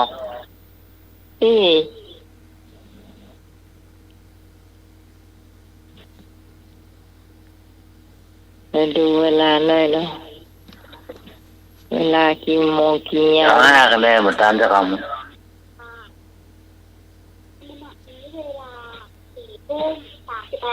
โอ้มีเวลาเยอะเวลาไปต่อ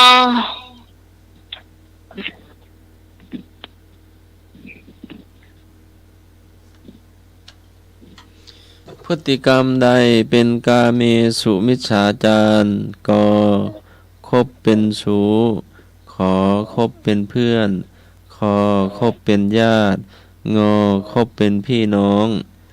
พฤติกรรมใดเป็นกาเมสุมิจฉาจารก็คบเป็นชู้ขอคบเป็นเพื่อนคอคบเป็นญาติงอคบเป็นพี่น้อง ครับเชิญเลยครับ โอ้ง่ายมากเลย พี่การจ่าพี่การแล้วเข้ากระใจจ้ะ เจ้า ไปเนาะ เจ้า มาพี่ย้อยเป็นคนที่2มา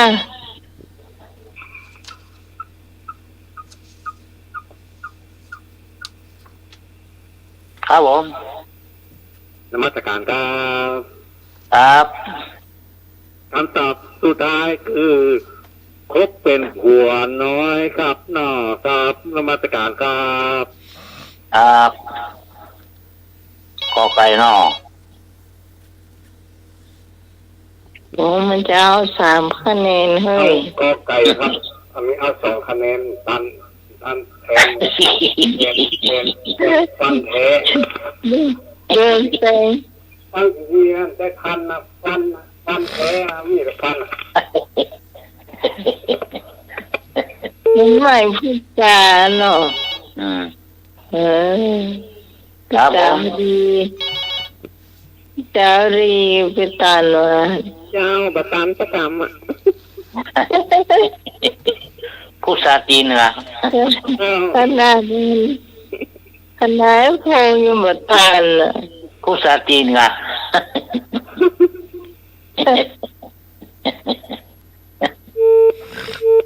เมื่อเจอสีว่าพูดซาจีน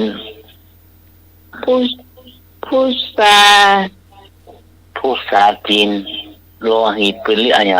เนี่ยโลหิตเป็นเรื่องอะไร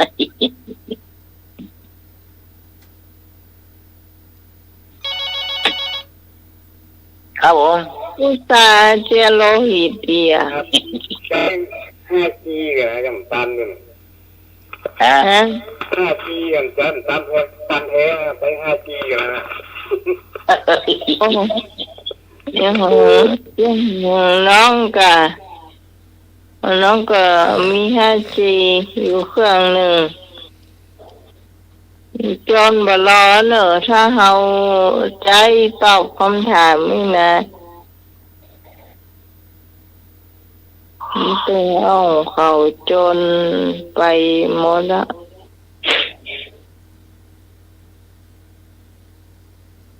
โอเลี้ยงครับ มันติด หมดแล้วก็ เตียมบักลก หมดแล้วเนี่ยพี่กรณ์ไอ้เป็นพันแท้ไอ้พงเพียรีพี่ฮอนมาเศร้าหรอ พี่คอนไม่พิจาละพิจาเจโลหิต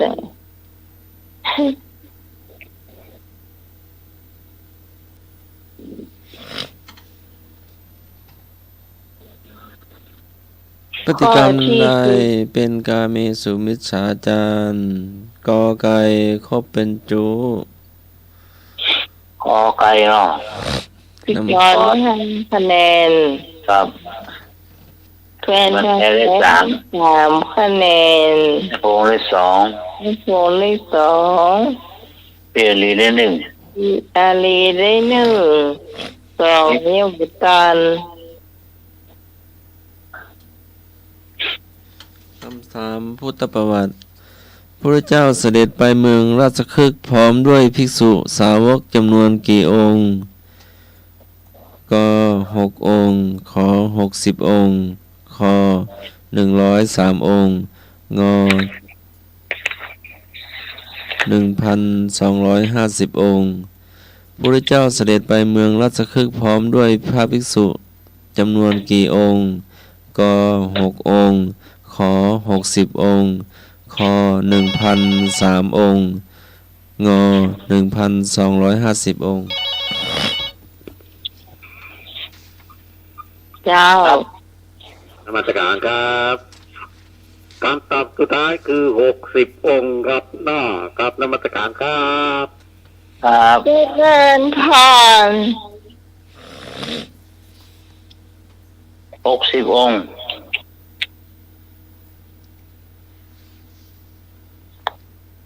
ข้อนี้มีทรัพย์ขาหลอกแน่นอน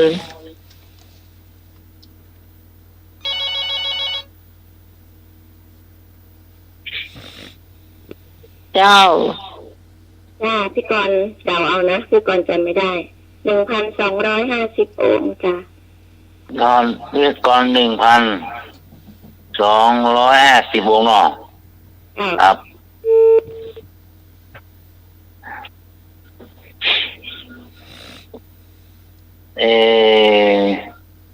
ดิสเตอร์เลยอย่างดีจริง เอาเนี่ยก็ 1,250 องค์โดยพี่กรเนี่ยครับ ครับซื้อก่อนเหรอ ไม่ไหวหลุยมีปัญหาอย่างนั้นหรอ ซื้อโกนเหรอ ไปเมืองราชคฤห์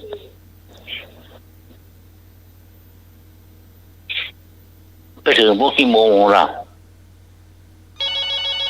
เมืองนี้ก็คือเมืองของพระเจ้าพิมพิสารนะ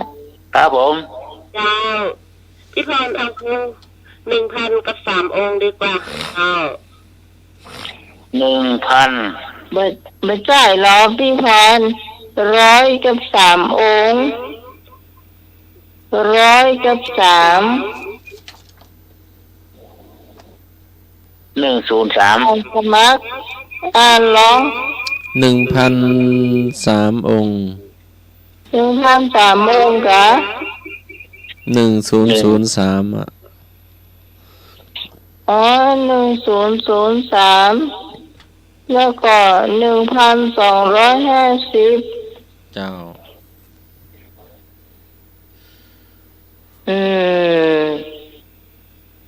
ตะกี้นั่นหมายความเป็น100 กับ 3 องค์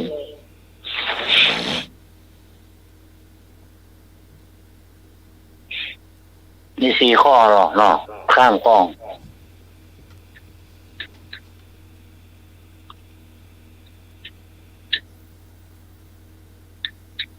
ข้อหก เปลี่ยนเลยเรียกข้อเลย ไม่ให้ตอบ มาตัดสินใจให้ดีเจ้า มีข้อถูกอยู่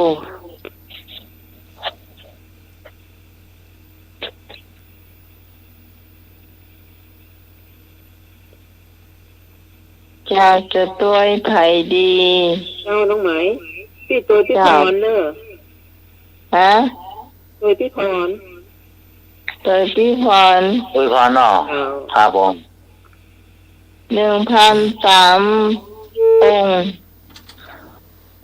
เจ้า ครับผม ไอ้พงเปลี่ยนได้เนอะหรือมากับพี่กรณ์พาเต้าเนอะเจ๊แดงพี่กรณ์บ่มีเนอะเจ้า ไปตุยน้องพรก็ได้นะ เดี๋ยวมานั่งให้อึกๆนะคงเนอะ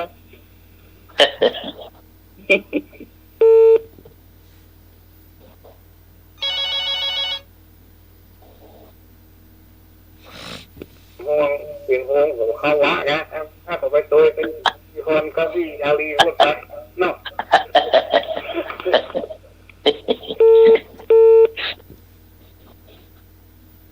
มันได้แวะแล้วหรอ ไม่อยาก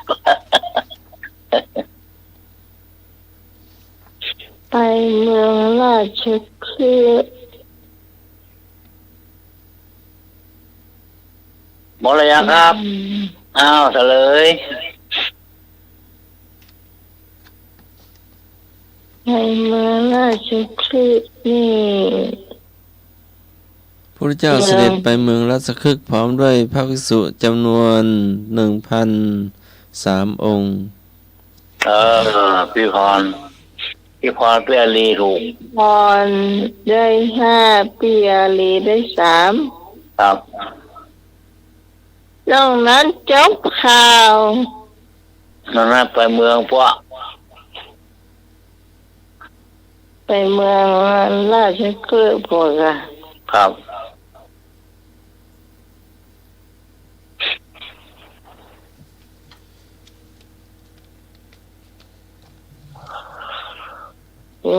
อันหนึ่งเมืองราชคฤห์อันหนึ่ง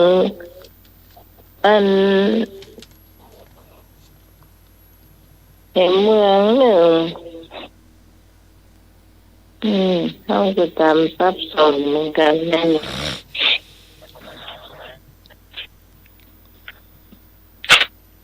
วิสาเบนอะไร ครั นะ บ ถามต่อไปเลย ศีลข้อหนึ่งมุ่ง ส่งเสริมให้ผู้รักษามีหลักธรรมใดก็กตัญญูก็เมตตากรุณาขอความอดทนขอความจริงใจงอความกตัญญูศีลข้อหนึ่งมุ่งส่งเสริมให้ผู้รักษามีธรรมะมีหลักธรรมใด ครับผม เจ้าพี่พรตอบเมตตากรุณานะเจ้า ครับความเมตตากรุณาเนาะ มันจะมีเบญจศีลคู่เบญจธรรมอยู่นะเจ้า เจ้า แทนเจ้า เจ้า หืม ฮะ เปลี่ยนอีก เจ้า อ่ะ ลีเหรอ เจ้า พี่เจ้าลีนั่นก่อนตะกี้ เจ้ามาแป๊บเดียวจำไม่ได้ ไม่แล้ว แม่นมาตะกี้อะที่สาลีอ่ะคนที่ ครั ส บ องที่ตอนคนที่หนึ่งอะผมเป็นคนที่สามอ่ะกรุณา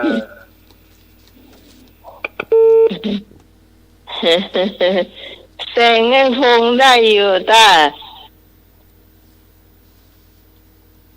แล้วก็ว่าแฟนพันธุ์แท้เดี๋ยวก่อนเมื่อกี้แฟนพันธุ์แท้ไหว้ผง แค่โฮงอ่ะ จ้ะ ครับ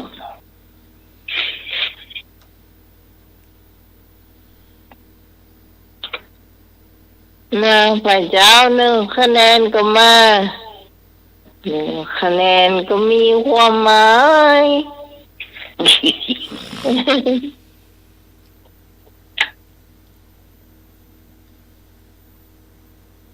มาเนอะ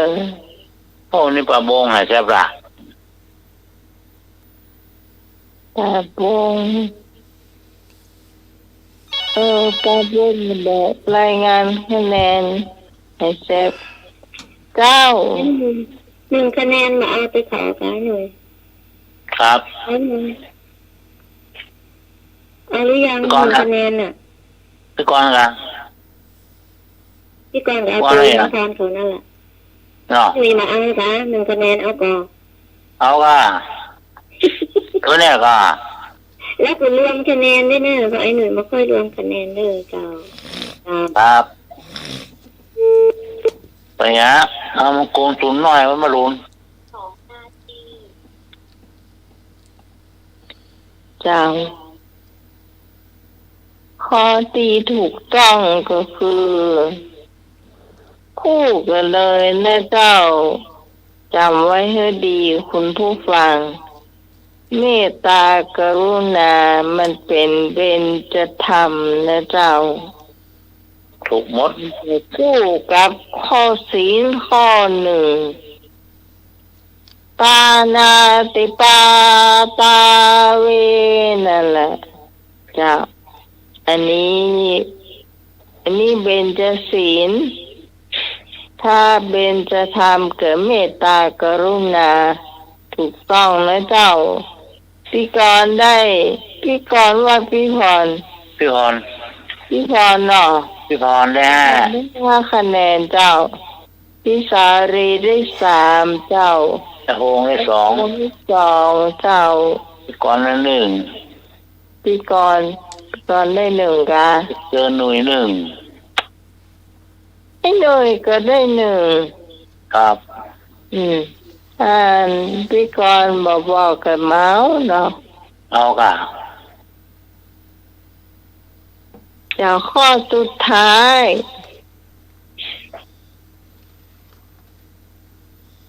เมตตา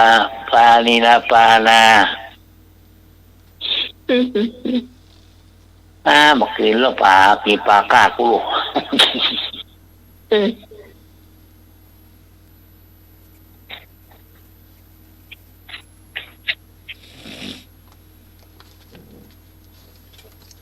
คำพูดเช่นไรไม่ผิดศีลข้อสี่ก็พูดชม ขอพูดหยาบคาย ข อพูดยุแยงอพูดจาสุภาพคำพูดเช่นไรไม่ผิดศีลข้อสี่กอพูดชม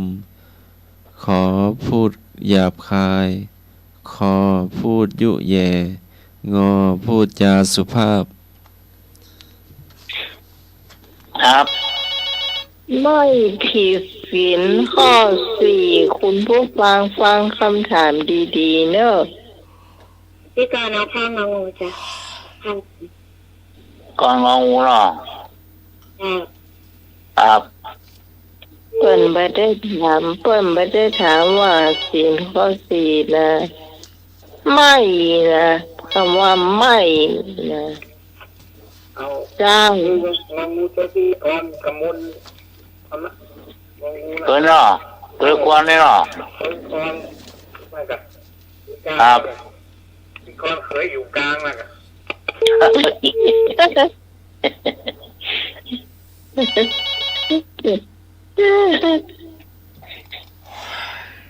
ครับ จ้า ครับผม แล้วข้างงูเจ้า ครับผม คำสุภาพพูดคำสุภาพเจ้า ครับงองูเหมือนกัน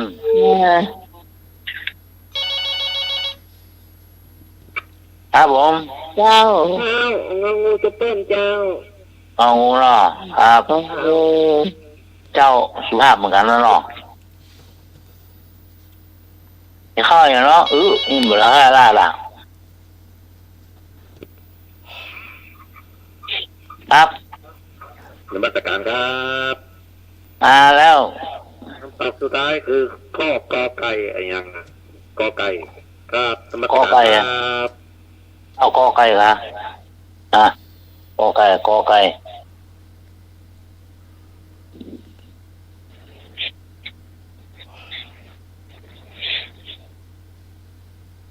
ครับผม ว่าละ จะเลย ครับผม คำพูดเช่นไรไม่ผิดศีลข้อสี่พูดจาสุภาพข้ององู อ่านงองูพี่ ใคร กร มาก่อนน่ะ กร ใครมาก่อน กรพี่กร พี่กรณ์กะ พี่กรไอ้พงษ์พี่พรพี่อาลีแฟนพันธุ์แท้บ่ถูก มาถูกเจ้า พี่กรได้5ไอ้พงษ์ได้3พี่พรได้2พี่อาลีได้1 เจ้า ได้1 ได้หน่อยได้หนึ่งแน่เจ้าคะแนนทุกเปิ้นนะเนาะ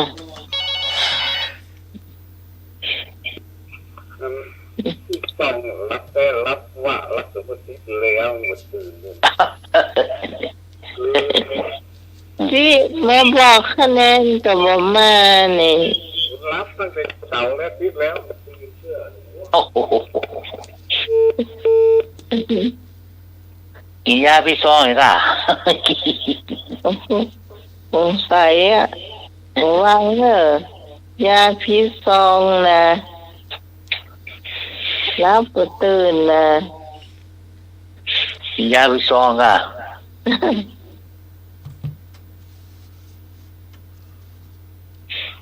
ครับ6คูณครับ จบไปละ เจ้าต้องขอบคุณมากๆที่เจ้าคะแนนหนูนี่เนี่ย ก็ต้องเอาไปรวมวันพรุ่งนี้รอบหนึ่งเนาะ หอมบุญเนาะหอมบุญตังเองตังวาจาหอมบุญโอ้ตะกี้นี่ยินข่าวพุ่นน่ะหอมบุญเหรอตาบุญเป็นหอมบุญอ่ะหอมเวลา โอ้หอมเวลา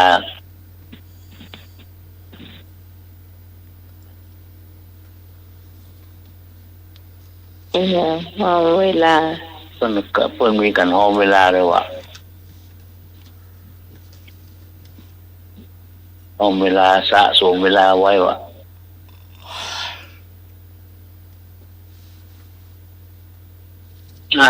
จบไปแล้วน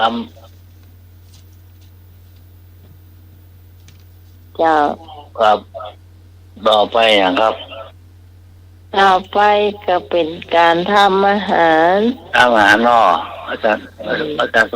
มานะครับ ถุ่ม ครับ เป้ ก่อนครับ เจ้าถุ่มเป้เจ้าน มัสการครับ ครับผม คุณลุยรายการ ครับ ธรรมะเป็นทีมใช่ก็ ครับไม่ละครับ ครับ นะผมก็ฟังเราเนี่ย นะผมได้ยินพุ่นโอ้พุ่นสะสมเวลาไว้อะเนาะ ขึ้น104น้อ ครับ ครับ นมัสการครับ ครับ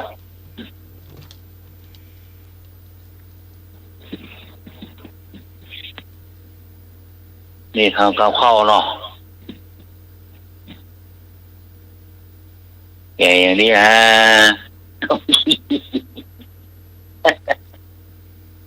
จอประกาศดีค่ะ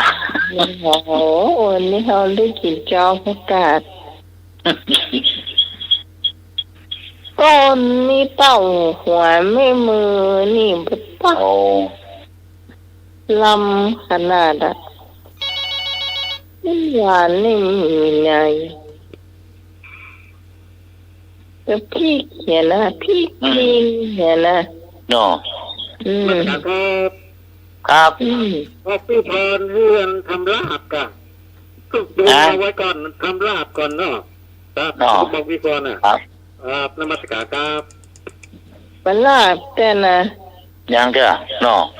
ลาบบลามาลาบแต่เอาอย่างอื่นดูก่อนเถอะ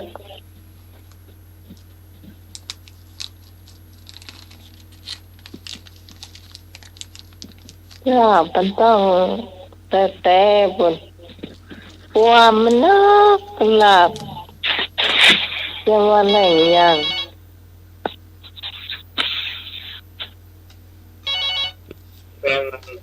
เป็นพันแห้ง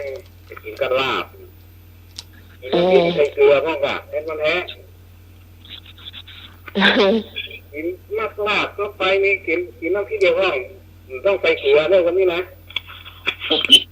เนาะ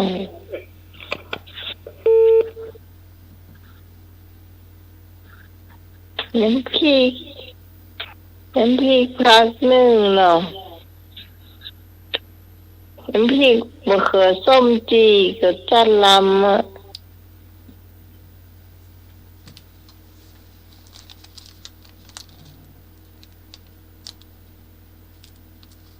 จะมากไปหาปีพรมาเลย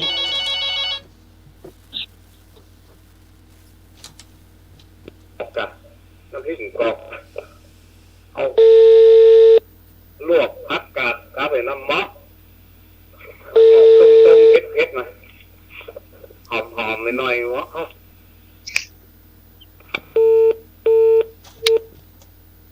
เจ้ากลับมาเจ้า เจ้าไอ้พงโทรมาพอดี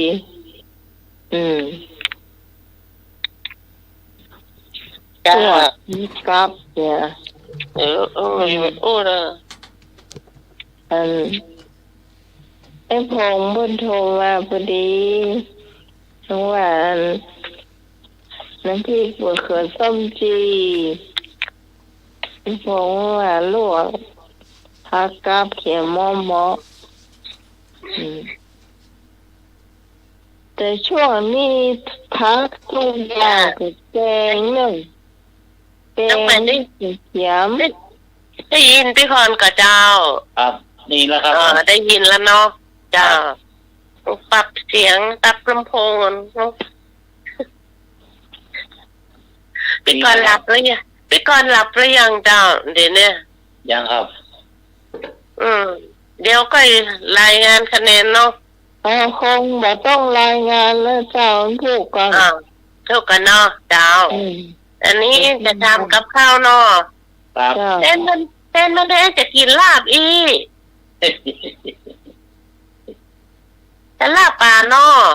ลาบป่าพี่พรเตรียมไว้ให้ลาบผูกจะลาบสดๆด้วยนะใจป่ามจะเป็นนะป่านเสร็จเรียบร้อยละ เขาทำไม่สำเร็จแล้วทำตึงเยอะเราเจ้ามีลาบป่าเนาะมันมีเกล็ดโดยเป็นปลายี่สกเจ้าปลายี่สกตัวเป็นกิโลพุ่นเนาะเจ้าเขาทำมาเรียบร้อยเนี่ยเขาก็แล่เนื้อให้เสร็จเรียบร้อยเนาะเขาก็ขอเอาเกล็ดมาบอกคือเขาว่าเอาเกล็ดมันมาเตยอย่าเอาทอดเจ้านั่นก็เครื่องมันก็เตรียมก็นักเหมือนกันเนาะจะวิธีทำเขาก็เอาป่าเทาะเกล็ดออกเนี่ยแล้วก็ล้างให้สะอาดเนาะเอามาเคาะเกล็ดเจ้าเคาะเกล็ดแล้วออกไว้ใส่ถ้วยไว้ก่อนนะเจ้าแล้วก็แล่เนื้อแล่แต่เนื้อมันนะเจ้าเอามาใส่พี่ฮอนลาบพี่ฮอนมาใส่เครื่องบดเรียบร้อยมันจะมีเครื่องสับเนาะสับเลยจะสับเพื่อละเอียดเลยนะก้างเกิงให้หมดหนึ่งให้เหลือนะเจ้าเอาบดเสร็จแล้วเขาก็ใส่ถ้วยไว้ก่อนเนาะแล้วเขาเตรียมไว้หั่นก่อนจะแล้วมาทำเครื่องก่อนนะเจ้าเครื่องมันก็มีตะไคร้หัวขาจะไปใส่นักใส่หน่อยเดียวอันมันจะส้มจะใส่หน่อยเดียวจะใส่หัวเกินจะตะไคร้แค่น้อยหนึ่งเอาหอมแดงนี่ลายหน่อยนะเจ้าหอมแดงล้างให้สะอาดหั่นให้เรียบร้อยเจ้าแล้วกระเทียมโดยเจ้ากระเทียมแกะจีบออกแล้วล้างน้ำแล้วก็เอามาโคลกนะเจ้าทุกอย่างหั่นละเอียดแล้วมาโคลกพอดีให้มันเรียกละเอียดเลยนะเจ้าโคลกให้ละเอียดแล้วก็ใส่กะปิสัก1 ช้อนชานึงนะเจ้าโคลกขึ้นต่ำด้วยกันหมดแล้วก็เอามาใส่ตองเจ้าเอามาตองใส่ตองปิ้งไฟให้หอมนะเจ้าปิ้งไฟให้หอมแล้วมันกลับไปกลับมามันหอมกะว่ามันสุกดีแล้วค่ะก็จะเอาออกจากแก้วจากไฟเนาะเอาออกแล้วเอามาทำเครื่องลาบถ้าใครชอบน้ำพริกสำเร็จรูปก็ได้จับมันง่ายดีนะจ๊ะตั้มนี้ก็เขาก็มาซื้อเครื่องเทศใส่มะแขวนหอมๆหน่อยนึงนะจ๊ะมีเครื่องเทศถ้าก็เอาเครื่องเทศทุกอย่างที่อยู่ในห่อนะทุกอย่างเลยลงคั่วจะมีตึงดีปีเม็ดผักป้อมการพูชะเอ็มอย่างก็มีหมดอ่ะจะเอาลงคั่วให้หอมเสร็จแล้วเขาก็มาตำละเอียดเลยจ้ะมันละเอียดเสร็จแล้วเขาก็ใส่ช่วยไว้ก่อนนะจ๊ะแล้วพริกเขาก็เอาคั่วจะถ้าทำแบบนี้เขาก็ใช้พริกเดือยเนี่ยนะเอาคั่วให้หอมนะจ๊ะคั่วให้หอมเขาก็เมื่อตำเครื่องเทศเสร็จแล้วเขาก็ใช้เอาโคกนั่นน่ะตำพริกที่มันละเอียดนะจ๊ะแล้วก็ใส่ไว้เต็มถ้วยหนึ่งจ้ะแล้วเวลาเขาจะอันนี้จะปรุงเครื่องลาบนี่เขาก็เอาเครื่องลาบที่เขาหมกไว้ให้น่ะจ้ะถ้าปิ้งไฟหอมแล้วนะเอามาใส่โคกกามตามรวมกับเครื่องเทศเจ้ากะเอาเนอจะใส่นักมันก็นี่แล้วกะเอาแล้วก็เอาพริกก็ชอบเผ็ดก็ใส่หลายน้อยถ้าชอบเผ็ดก็ใส่พอดีนะจะตำรวมกันให้หมดเลยจะตำเครื่องลาบตำให้มันคลุกเคล้ามันละเอียดด้วยกันหมดเป็นเนื้อเดียวกันแล้วก็ควักใส่ถ้วยไว้จะแล้วก็ล้างโคกขึ้นมาเอากระเทียมมาโขลกขึ้นละเอียดจะเอาไว้เกี่ยวนะจะโขลกเมื่อโขลกกระเทียมเสร็จแล้วเราก็ตักใส่ถ้วยก่อนจะตักใส่ถ้วยไปแล้วหอมแดงนี่จะไปลืมนะเจ้าหอมแดงนี่ต้องใจนักขนาดเลยเอามาล้างสะอาดแกะเปลือกล้างสะอาดแล้วมาหั่นเจ้าหั่นบางๆเอาไว้ทอดนะเจ้าเริ่มทอดเครื่องทอดก่อน แล้วก็ทอดเกล็ดปลาก่อนครั้งแรกเนาะเจ้าทอดที่มันเหลืองเสร็จแล้วเราก็เอาใส่กระชอนเสด็จน้ำมันได้ครั้งที่สองเราก็เจียวหอมแดงนะเจ้าเจียวหอมแดงที่มันเหลืองหอมเจ้ากรอบนะเจ้าเมื่อทอดเสร็จแล้วกรอบเสร็จแล้วเราก็เอาคือใส่กระชอนเสด็จน้ำมันเสด็จน้ำมันแล้วเราก็ใส่ถ้วยไว้นะเจ้าแล้วก็กระเจียวกระเทียมนี่เจียวครั้งสุดท้ายจ้ะเจียวครั้งสุดท้ายเจียวเหลืองหอมมาจ้ะกระเทียมพี่พรจะปั่นเอามันจะละเอียดมากเลยจ้ะเวลาเจียวแล้วมันจะฝอยจ้ะฝอยจ้ะแล้วก็ต้นไทยเจียวหอมเจียวกระเทียมที่มันเหลืองเสร็จแล้วเขาก็เทน้ำมันออกหมดเลยจ้ะเอากระเทียมออกเด็ดใส่กระชอนนะเด็ดน้ำมันไว้จ้ะแล้วมาปรุงเครื่องลาบเนาะแล้วก็ตักกันนิด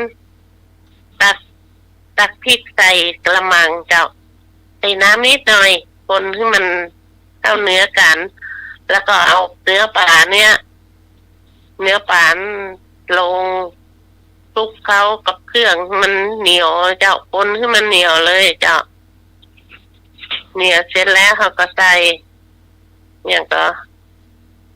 เครื่องมันเนาะใส่ผักป้อมใบหอมตัวเนอร์ผักป้อมผักชีต้นหอมดวนไฟแล้วก็ล้างให้สะอาดแล้วก็ใส่ถ้วยไว้ก่อนเนาะจะเอาคลุกเคล้ากับเครื่องลาบแล้วเขาก็เครื่องนี่จะละอันนั้นนะอย่างก็เครื่องลาบเอาวัน เนื้อปลาเนี่ยนะคะคนเสร็จแล้วเขาก็เอาเครื่องลงเจ้าพี่พรจะใส่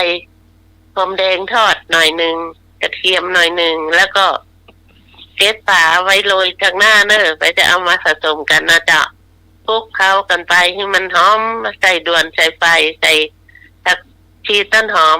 รวมคนให้เข้ากันเรียบร้อยแล้วเอามาคั่วแล้วเจ้าใส่น้ำมันที่เหลือขณะที่มันเกี่ยวหอมมันละใส่น้อยเดียวเทน้ำมันออกขึ้นหมดมันจะเหลือหน่อยหนึ่งแล้วเจ้าแล้วก็เอาลาบที่เราเปิดไฟที่มันร้อนน้ำมันร้อนถ้าก็เอาลาบที่ผสมน่ะลงคั่วเลยจ้ะคั่วไปคั่วมาเติมน้ำนิดหน่อยจ้ะที่มันคลุกคลิกจะจับคลุกคลิกเติมน้ำแล้วมันคั่วให้มันสุกเสร็จแล้วเขาก็ปิดไฟตักใส่ถ้วยตักเป็นลาบใส่ถ้วยเขาก็เอาเกล็ดข้าวโรยเอาหอมแดงทอดที่เขาทอดนั่นโรยกับกระเทียมจากกระเทียมเจียวโรยแล้วก็เสิร์ฟกินตะอันนะจ๊ะนั้นจะลำบางคนก็คนให้เข้ากันหมดเลยจะกินกันแต่ชูรสนิดหน่อยเนี่ยบางคนชอบชูรสอ่ะชิมรสดูมันจะลำพอดีมันต้องเอาเผ็ดล้ำกับล้ำมันจะเผ็ดร้อนเผ็ดตองอะจ้ะเจ้าน้ำยำมันเอาใช้เอาน้ำต้มหัวมันก็อันนั้นน้ำต้มลืมหัวต้มน้ำต้มนะจ๊ะใส่ขมิ้นจะใส่เนาะเจ้าน้ำเจียวขนาดจ้าไปยี่ซุปมันต้องเอารสขมๆหน่อยเนาะเจ้าเอาเนื้อต้มแต่ข้างในมันน่ะต้มแต่กันนั้นหมดอ่ะแล้วต้มแต่จะไข่ใส่อย่างเหี้ยหอมเจ้าค่ะหอมแล้วก็มาเตียวน้ำเจ้าน้ำยำตัวเจ้ายำตัวมันเอาขมๆหน่อยหมอเจ้าเอาขมๆหน่อยเนาะเจ้าแฟนพันธุ์แท้มันถ้าจะมาชอบขมมะม่วงเนาะผมก่อนใส่ผมก็ได้กะจ้ะเอาผักกับลาบเอาน้ำพริกมาแลกก็ไม่เอามันเอาผักกับลาบเลยนะเลือกเอาเลยเฉพาะหน้านี้เนี่ยปะละผักข้าวตองมะเขือเจ้าพญาผักกาดน้อยนี่หมดละจ้ะ เรื่องจบไปละลาบป่าพี่พร พี่พรน้องไปตักมันตักถ้วยอย่าบังกับกะลับดอก อ๋อกะลำอ่ะก็ได้ก็จะเดี๋ยวถ้าวันที่18เนี่ยมันได้ไปเนาะถ้าได้ไปจะล่าปลาไปที่นี่อาเฮียนเป็นท้าได้จิ้มพะเหรอ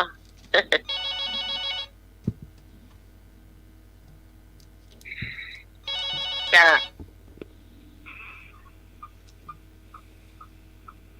จ้าน มัสการครับ มันก็ลำไปอีกแบบหนึ่งเนาะลาบป่าเนาะเนาะโอ้ ลำไปเห็นแบบหนึ่ง เอาเข้าหนึ่งหอนๆนี่นะจำเลยเนาะลำขนาดเลยอะเขานึ่งหอนๆเนี่ย อุ่นใหม่ๆเนี่ยนึ่งใหม่ๆเนี่ยเนาะ จ้าจ้า ลาบป่า อันนี้มัน โอ้ ลาบป่านี่ นะ นะมันหัวในมือมันตึงมาแดงเนอะ น่าก็จำลาบป่านั่นหมอปุ้ยก็ได้ปุ้ยเข้าปาก จ้า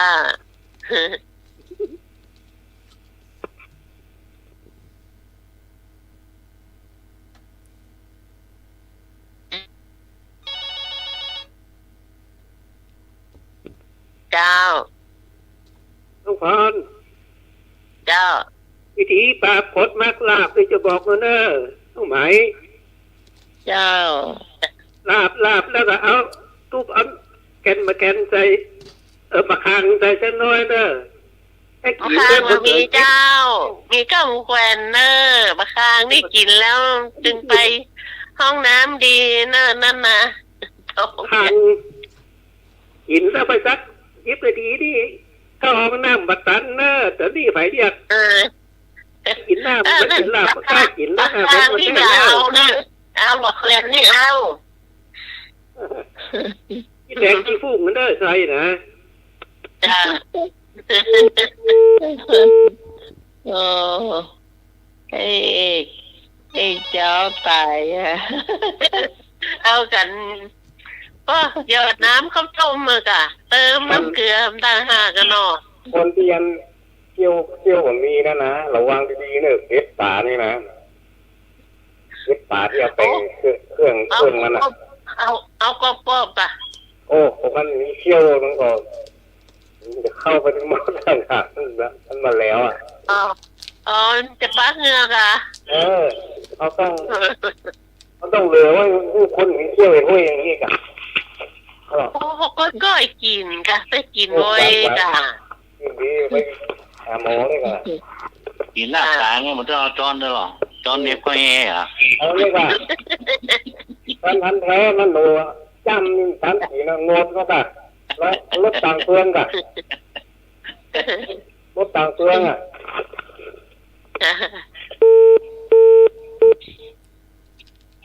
จะไปลืมเอาอัน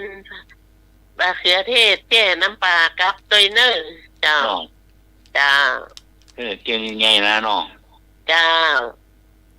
เก่งยังไงพาโคมันระดับ จ้า เกลืออันแกนใหญ่แช่น้ำปลาใส่ชูรสน้อยหนึ่ง น้อง จ้า พอแล้วสมอมรีดไม้เจ้า คนลืมหรอ จ้า คนลืมอ่ะจิ้มมันเผื่อบกเคยโซ่มาสวายเข้าตาเบื่อ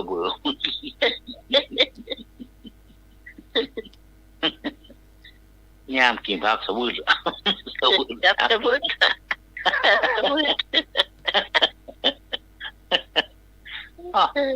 มาน้ำเปล่าตาเบื่อรู้ร่างงง ว่าที่เลยไม่ได้พูดแต่ว่าแต่หน้าพวกนี้ เพราะเขาเอางมถูตาว่ารู้ร่างคุย แต่จะเอาไปตำแล้วพี่เคต้มไก่ตำพริกแดงเข้าตำแล้วคนอยู่ข้างมันกระเด็นเลยอ่ะเกือบเข้าตาฮ้อนเว้าอีหรอจ้าพอดีวันนี้พี่มาจ้าเพราะว่าข้างหน้าบ้านเนี่ยมันได้เปิดดีเด่นเนาะจ้าแล้วเพิ่นฉลองลูกเพิ่นฉลอง เจ้าก็ไปทำน้ำจิ้มแจ่วไปแล้วย่างหมู ครับ เขาต้มไก่แถม เอาพริกเขาใส่ตัวมาได้ก็บ่รู้จักปอโอ้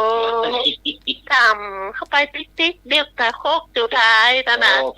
พี่เขาตายอ่ะ จ้ากระเด็นเข้าตา พวกกับฟ้าจูงแขนลงไปกล้องน้ำบ่อน้ำมดตีน จ้าเอาน้ำพดใส่เย็นนี่เหียกะ เนาะ จ้า ไม่แป้งจะดาวด่า จ้า เนี่ยกินมะเขือส้มเนี่ยยี่ลาบอ่ะหลายคนอ่ะครับยืด จ้าม ะเขือส้มมาสบู่เขาตาปองมุม มันมีให้หมดเลยได้ยินสมมติไปตาพวกนี้นะมี นะ ใช่จะกินล้ำก้าน้องไหม มันมีนะเชื่อกะ นั่นมีห้องเข้าเลยอ่ะนั่งกระโตกลุมที่รอก็นั่งลุมรอเนาะมันจะนั่งกระโตกรอ ไปไม่มีสมุดใส่หน้าพวกฮะ จงใจถ้าจะมาใครเปิ้นกินตัวเองอะเลยอัศวัตเลยกะแล้วกระเด็นใช่อะกะน้องไหม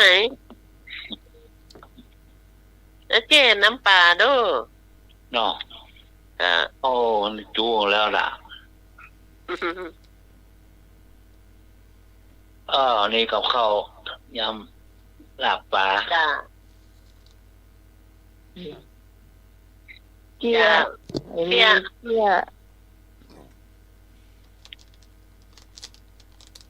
น้องเลยมีเสียจ้ะ เที่ยมาอาสมัคร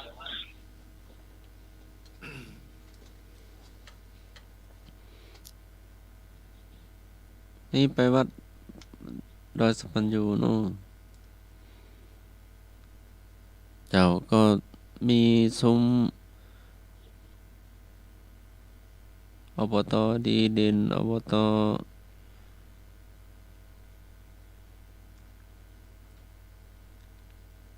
ท่านจัดซุ้มโอ้ไปแอวได้เน้อเนาะมีสปะอย่างเนาะข้าวต้มขนมก็มีซุ้มพระกีฬานุปถาก็มีซุ้มตำหูก็มีแล้วทอผ้า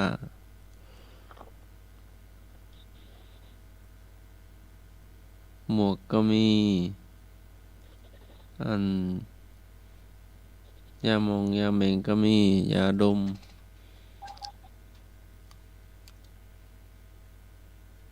มีทั้งส้มโอก็มี โอ้มีสปะนะไปแอลเตอร์เนาะพรุ่งนี้วันสุดท้ายเนาะ5 6 7พรุ่งนี้ก็มีประชุมคณะสงฆ์ภาค7ตัวเนาะมีมอบตาตั้งเจ้าคณะตำบลเจ้าคณะรองเจ้าคณะตำบลพระเลขาเจ้าคณะอำเภอพระหลวงพ่อเจ้าวาดโอ้หนักเนาะเห็นมีตั้ง40 กว่ารูปเนาะ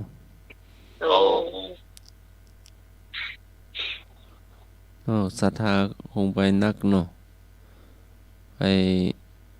แสดงความยินดีไปเพิ่นได้หลวงพ่อครูบาอาจารย์ได้เป็น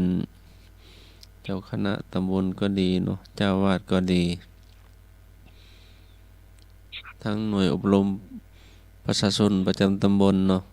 3 จังหวัดเชียงใหม่ลำพูนแม่ฮ่องสอนเนาะวันนี้ก็ตรวจข้อสอบวิชา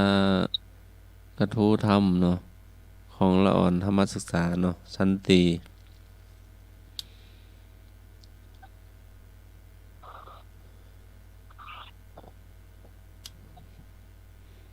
ตั้งแต่เจ้าเนาะจนถึงแมลง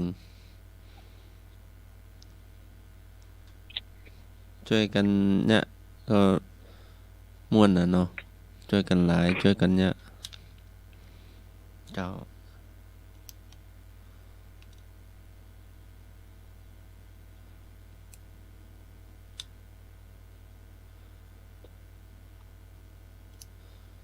ถือว่าหายากเนาะเพราะว่า ครับ ถ้าท่านใดว่างก็ไปแอวในเนื้อเนาะไม่น่าจะ30-40-30ซุ้มนู่นก็เรียงเป็นแลบเนาะเจ้า ครับ เป็นสมุนไพรก็ดีเป็นการศึกษาเราเรียนก็ดีเป็นของพื้นบ้านล้านนาก็ดีเนาะ อาจารย์ยาหมองน้ำนี่มีเนาะเป็นสมุนไพรอย่างนี้ถ้าจะมีหมดเนาะเจ้า เจ้ามีเจ้าเยอะเลยเนาะ จ้ะ เป็นข้าวกล้องก็มีเป็นมีนักอ่ะคอยถือว่าอุดหนุนเนาะอุดหนุน จ้ะ คนเฒ่าคนแก่อุดหนุนละอ่อน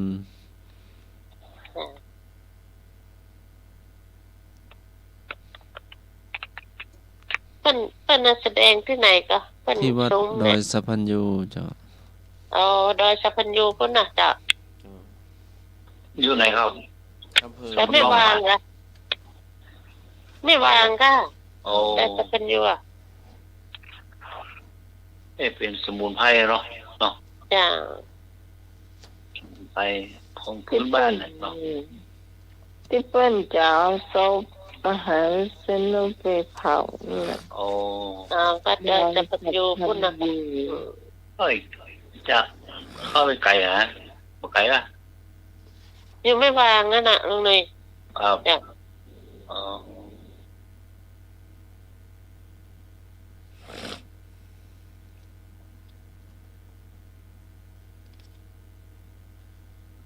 จบ งานตรวจข้อสอบธรรมศึกษาหลวงธรรมศึกษาสันติเนาะประชุมสัมมนาและแสดงผลงานหน่วยอบรมประชาชนประจำตำบลดีเด่นประชุมพระสังฆาธิการในเขตปกครองคณะสงฆ์ภาค 7 ประจำปี2569ณศูนย์อบตคณะสงฆ์ภาค 7 วัด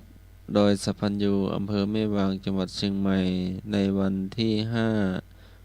5-6-7 ธันวาคม 2568 เนาะ ครับ ก็นำโดยหลวงพระเดชพระคุณหลวงพ่อพระธรรมเสนาบดีเนาะหลวงพ่อเจ้าคณะภาค 7 หลวงพ่อเจ้าวาดวัดพระธาตุดอยสุเทพเนาะ ครับ แล้วภาคเกตที่มาถึงทั้ง3จังหวัดเลยอะก็จะ เจ้าทั้ง3จังหวัดนะ จ้ะ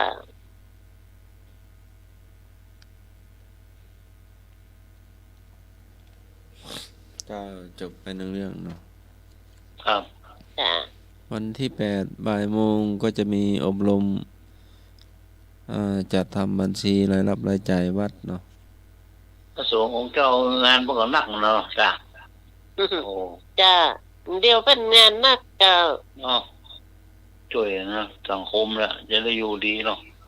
จ้ะ ต้องมีพระสงฆ์องค์เจ้านะก่อนเพื่อนเอาพระสงฆ์องค์เจ้าหรอก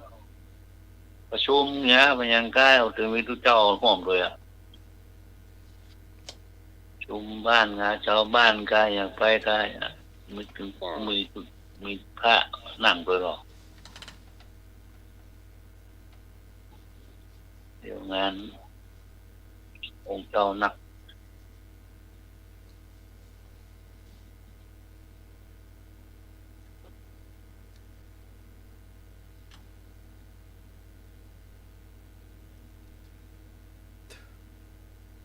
จบแล้วเนาะเจียวอ่ะเราเจียวบอก วันนึงว่าเราเที่ย เราเจียวเนาะป้ากับไปดูป้ากับไปดูเข้างานนู่นหนาวไอ้ก่ะ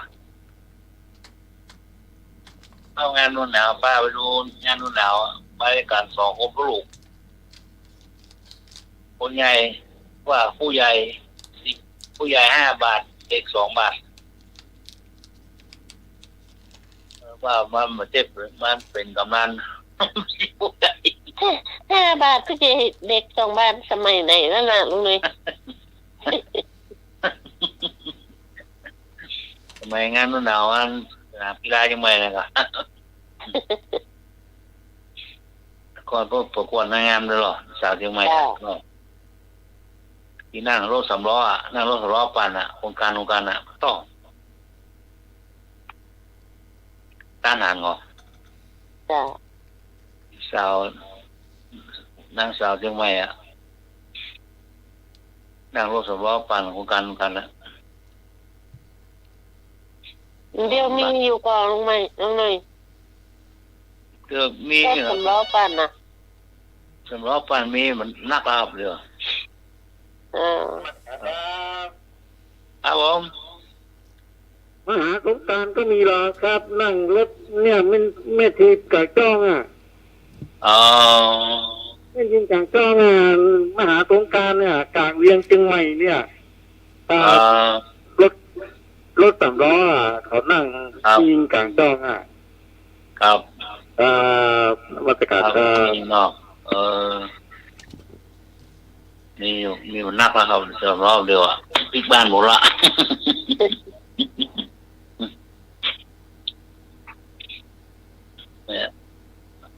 คนใหญ่5 บาท2 บาทมันเป็นมันจะเป็นผู้ใหญ่เป็นกำนัน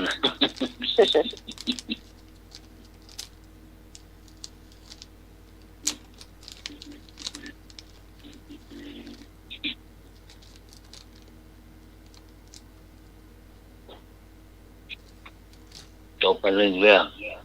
จะไปเฮาไปว่าโอ้กำนันต้องขึ้นแถว2 บาท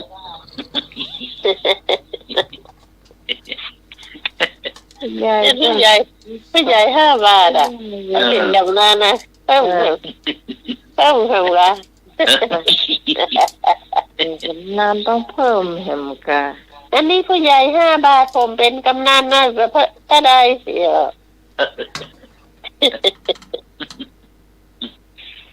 เคยเอวหรอเข้าเวียงใหม่หนอจ้ะ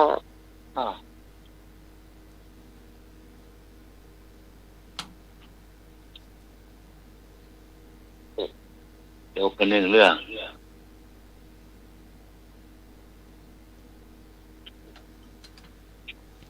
งที่2พอมาถึงวัดโอ้ปีโป้ดีโดปาเราวิ่งล่นมารับอ๋อยังฮะปีโก้โลภอาจารย์สมัครในหิวยามหิวชอบกินขนมเนาะหิวมะพร้าวหิวขนมหิวขนมส้มโอโดได้ขนมมาแล้วโดนมาตอนละไปไหนบ้าไปตัวเองไม่ได้นะเขาวัดมาต้องมีขนมที่ไม่ในมือเนาะ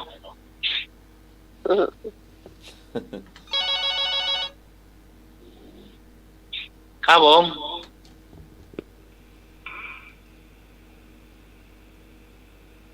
อย่างร่วมกันอีคิวสั่งมาแล้วกันเนี่ยอีคิวสั่งอย่างเขาเป็นอีคิวสั่ง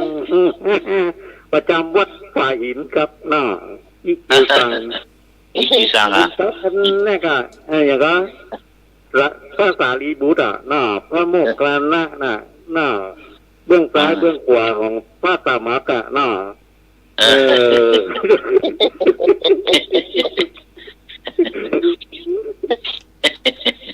จังว่าละ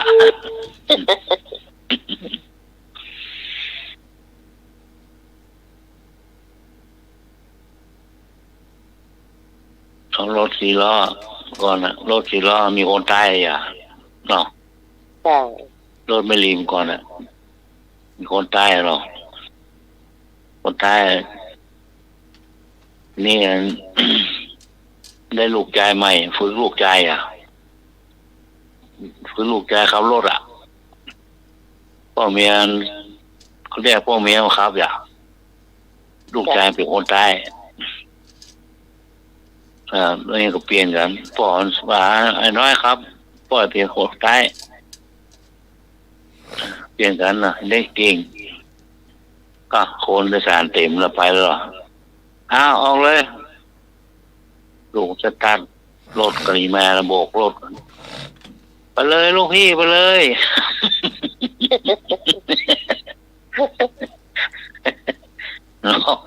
ห้องลูกชายไปลูกพี่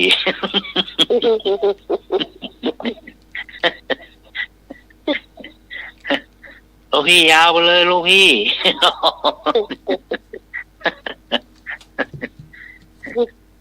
พ่อเมียเปลี่ยนคนตายรถห้อยแล้วย้อนนะเป่าลูกวีดนะยาวเลยลูกพี่ยาวไปเลยยา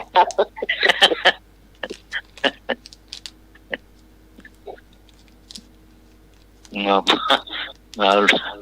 มาลูกชายไปลูกพี่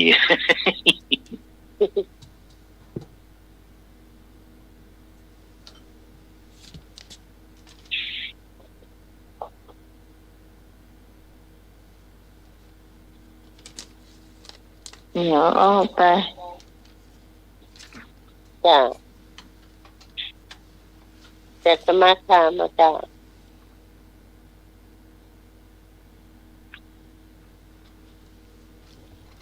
อย่างที่เจเสียงสลับ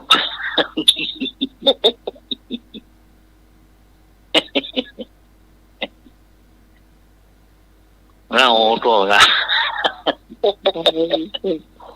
วันนี้มันเป็นหนาวนะฮ้อนเนี่ยวันนี้จ้ะ จะรู้ว่าจะแล้วเลย แรกนะ มีใบบะหมี่กิ่ง นะ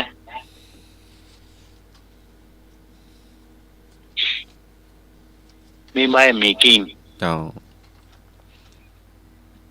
เงินตา ย่าง ใบข้าวพี ย่าง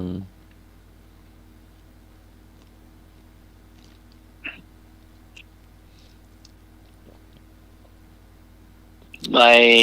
ประกาศ ย่างอยู่แวดบ้านหน้าไม้นะ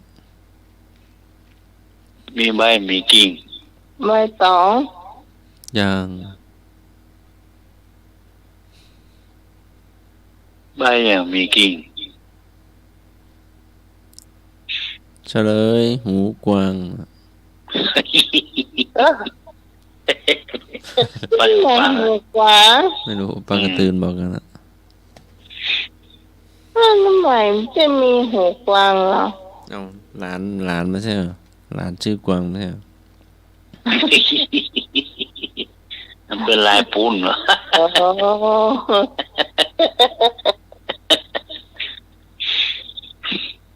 อย่างมีกิ่งบ่มีใบ มีกิ่งไม่มีใบ แวดบ้านทำไมน่ะ มีกิ่งมีใบ น่าจะ ขึ้นได้อะครับ แถววัด ขึ้น ไฟ ได้ หิ ขึ้น น ต้นไม้อ่ะ มีแถววัดไฟหินอ่ะ ไม่หอก หลังวัดน่ะ ติดวัดน่ะ มีกิ่งมีใบ ไม้กำไม่ก คล้ายๆไม้เนี่ย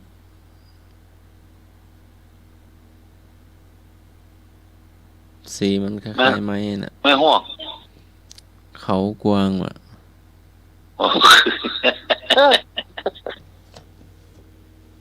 เขากว้างหรอกกบอะไรแพงที่สุด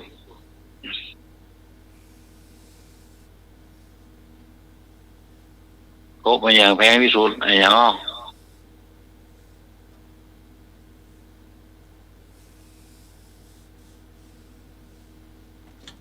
กบ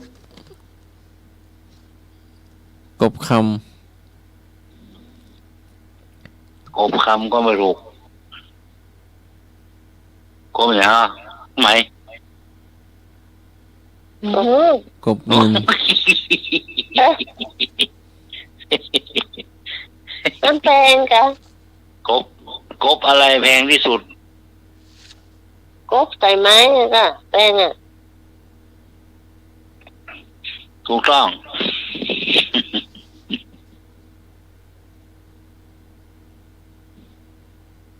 นะอาจารย์รักเชิญครับ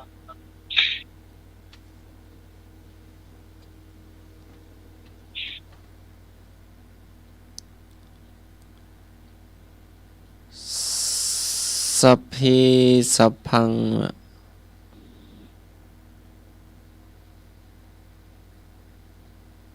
พี่พรแปะ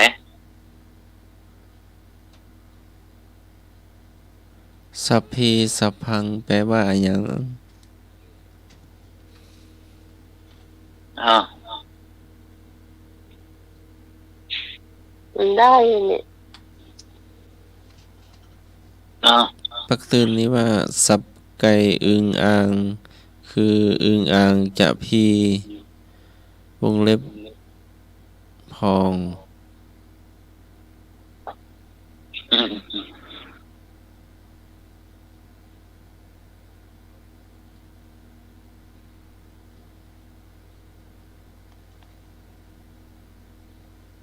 อดีตคืออะไรอย่าง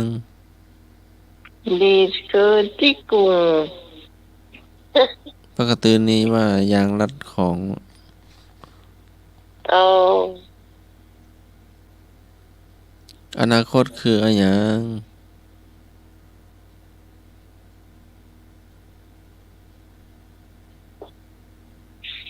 อนาคต ก็คือสิ่งที่ยังมาไม่ถึง ปักตื่นนี้ว่ากองเข้า โอ้โคตรกัน เป็นจะได้อะ คำถาม เข้า ที่ กะ คำถามที่ในห้องตึงบอกข้าตอบพ่ออย่ารับกันนะ อะไรอย่างอ้อมาบแสงปืนห้องหน้าไหม นะ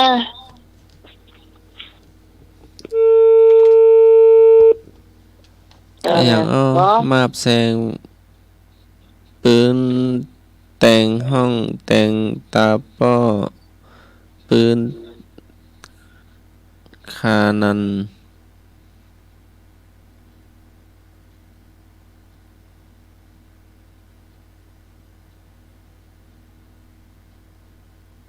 อย่างลุงนุ้ย เอาคำทีละคำเนาะ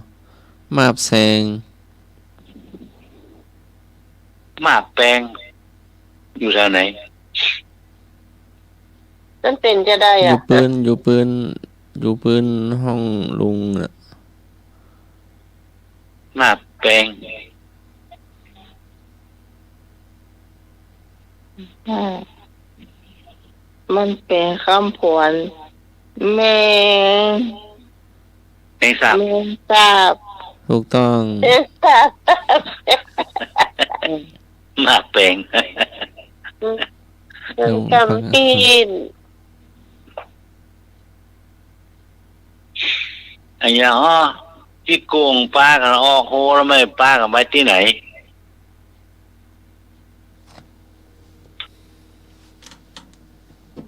ป้าจะไปเอาบ้านหนุ่ยค่ะพูดกลางค่ะ หืมป้ากันออกโหมาจะนักอ่ะไม่ป้ากันไปที่ไหน เออจะโดนทอดในหม้อกะจะยับมันไป พูดแทนพ่อเถอะค่ะ นี่แน่โบปลา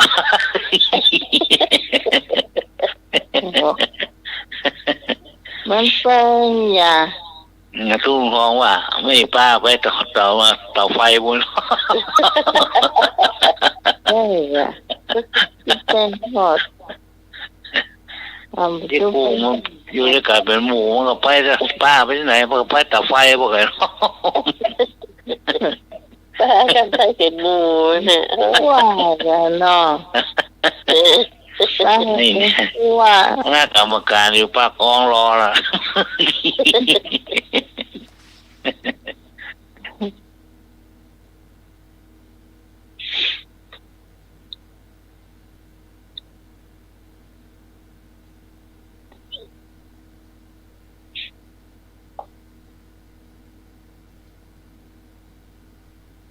เก กินข้าวแล้วเอียงมุมกินข้าวแล้วเอียงมุมหอหีบมอมาไม่โทรมอมากินข้าวแล้วเอียงมุม อมเมี่ยง ถูกต้อง อมเมี่ยงเอียงมุมอมเมี่ยงอ่ะ กินข้าวแล้วอมมาอมอย่างนี้ มีต่อว่าสำแดงแทงวาง ต่อจากกินข้าวแล้วอมเมี่ยง นั่นแหละจ้ะ ต่อก้นมาว่า จ้ะ ฮะ เยี่ยวหมากอมหมาก ถูกกวงหนึ่งเคี้ยวหมากจิ้มฟัน เออ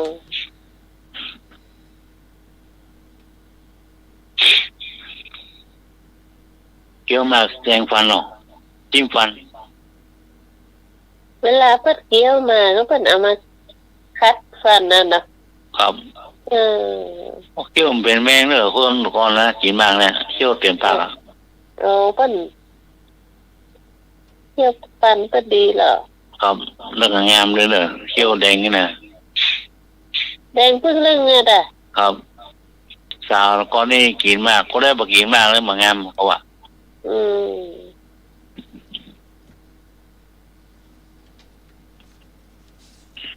เกี่ยวแม่ก็ตำบลหัวแล้วเก้าเสาเรื่องแดงแดงหมดละ โอ้เมื่อก่อนนะเที่ยวเพิ่น ฟันเพิ่นอมเลยเจ้าน มัสการครับ ครับผม คนแตะก้อนเขาบอกกินไปเลยลูกบัดเดียวนี้คนบัดเดียวนี้เขากินไปเลยอ่ะ จ้า โอ้มันเลยหล่อนไปหมดนะครับเนาะบัดเดียวเนี่ยเขากินไปเลยอ่ะ อืม โอ้กินลาบบะลำแล้วละเนี่ยเบื่อเนาะ กินลาบปุกกับบลามตัววัดเกี่ยวกับบ่ได้หยาเกี่ยวข้าวหมูกับบ่ได้หยา เอาบ่ได้แล้วอ้อ แม่ก็ถามอ่ะเกี่ยวกับบ่ลามเนี่ย ทำไมก็โล่งข้างๆก็โล่งมากินลาบบะลำละ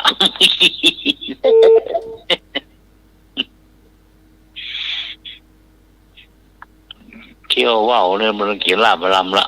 มันต้องประวำอะด่าพออย่างรู้หัวแล้วมงอ่ะ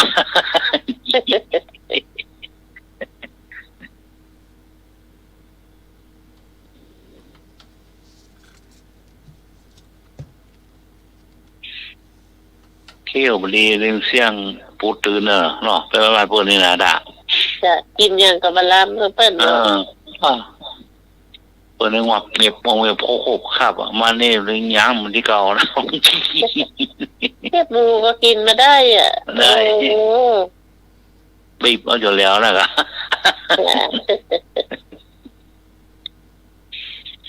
ได้นอกไก่มาน่ะกินก็ไม่ได้อะสู้ของเดียวอะ บางไม่นานเจ๊สีขึ้นบอกกัน นะ ถามคำถามเป็นพันแท้โทรมาน้องลืมไปเลยวันนั้นไม่นานเจ๊สี เออก ำลังจัดรายการไปหัวโทรเข้า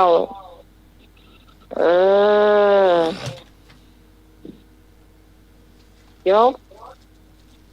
ลืมไปเสียมันเสียสมาธิไปแล้ว อ๋อ มันน้องก็ตั้งคำถามไว้ลืมไปละ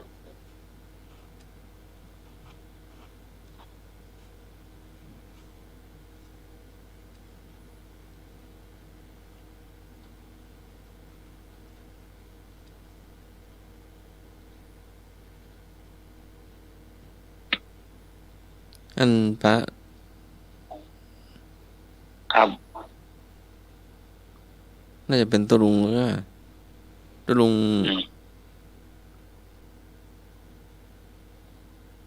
เกษดาหน้าหมายจะไหนวะ อืม บวชแล้วอ่ะอยู่วัดบ้านห้องวัดหลวงพ่อเจ้าคณะอำเภอบ้านห้องอะมาอยู่กองนับคะแนนจังหวัดลำพูนเนาะ ไปบวชครับ เจ้าป้ากันอ่ะแต่ก่อนก็เคยอยู่วัดไฟเห็นเนี่ยเนาะแต่ก่อนนู้นก็ตุลุงวิทยาตุลุงเจษฎารุ่นพี่นานสมภูนก็ อ๋อพุทธิกไว้ครับพุทธิกไว้แล้วพุทธิกมาบวชกัน ขึ้นมาบวชอ่ะเนาะบอกว่าไม่ศึกแล้วอะลูกก็มีเมียก็มีมาแล้วอู้ไปยืมไปมาแอววัดไฟหินมากราบหลวงพ่อพระครูวิศวัตรหันว่าจะยิ้มหรือจะหัวเราะเลยอมยิ้มไว้ก็มาปะหลวงพ่อโตแต่ได้พักที่กุฏิไม้หลวงพ่อสบายเนาะ ครับคุณอยู่วัดไรนะครับ ก่อนนู่นเคยอยู่เป็นศิษย์พี่นะ อ๋อก่อนคุณอยู่วัดเลยเนาะ เจ้า มาฮู้จักหรอก จักอะ เหมือนแล้วก็อาจารย์ คนรุ่นเดียวกับนันสยมภูนันไซฤทธิ์นัน อ๋อ นัน เต็มอยู่ที่อยู่ สมชาย อยู่ไม่สวยมั้งอ่ะ นันสมชายนัน เดี๋ยวชื่อสยามภูมั้งอ่ะ อันนั้นท่านศึกไปแล้วแต่อันนี้ชื่อเจษฎาเป็นตุลุงแล้วก็เนาะ ไม่รู้จัก เจ้า ไม่รู้จักเรารู้จักผู้คนเป็นไปไม่ได้แต่ก่อนสำนักเสียแต่ก่อนที่ตู้มันมีสามเณรสมชายกับนั่นนะกะ หลวงพ่อสมศรีเนาะ ฮะที่อยู่สุโขทัยอ่ะท่านจรัญ ครับวัดไผ่มีพระเยอะแยะเลยครับเนาะศูนย์งานกันหน้าอยู่ในวัดเนาะโอ้จะน่าจำป้อไม่ได้ครับเนาะผมไปวัดมันแล้วผมจำได้อ่ะ ครับ ครับ นมัสการครับ เดี๋ยวนี้มีหมอกอี้แต่ก่อนมีเป็นร้อยแล้วตายเพิ่ง ดู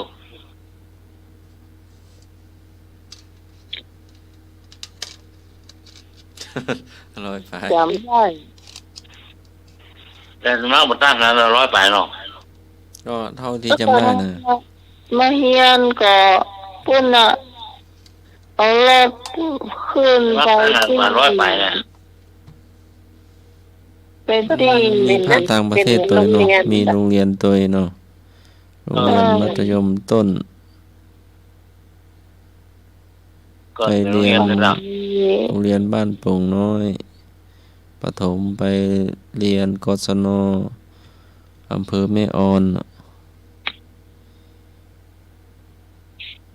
ไปเรียนโรงเรียนบริสาธิตศึกษาไปเรียนโรงเรียนวัดพันเตาเนาะ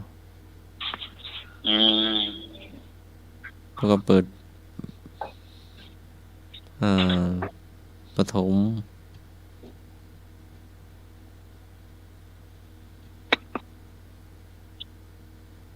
จักแต่มันกับเมื่อกี้คนเนี่ยเอาตั้งแต่อาจารย์ด็อกเตอร์ที่เปิ่น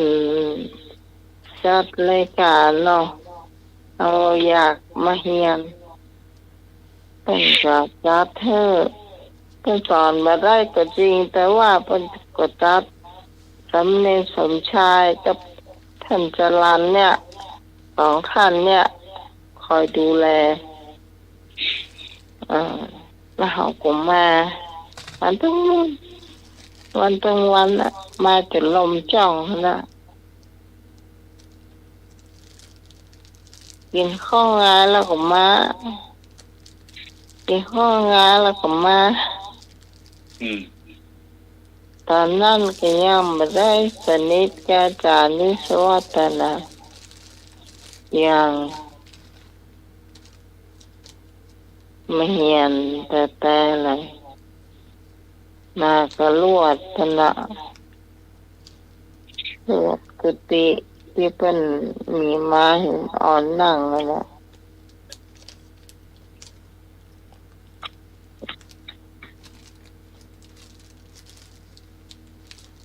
จริงมีเห็นสวดมากกว่าสวดอย่างที่ว่าเราสวดก็ได้เราก็ต้องเอาให้ได้เนี่ย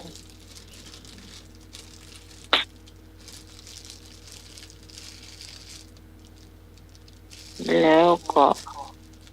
ได้แต่เลย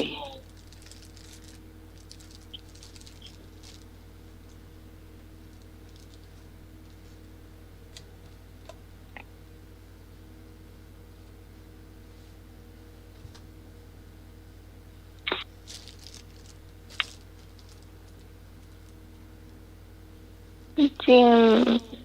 รู้จักแต่กับสองท่านเนี่ยที่ว่ารู้จักคนอื่นมันไม่ค่อยรู้จัก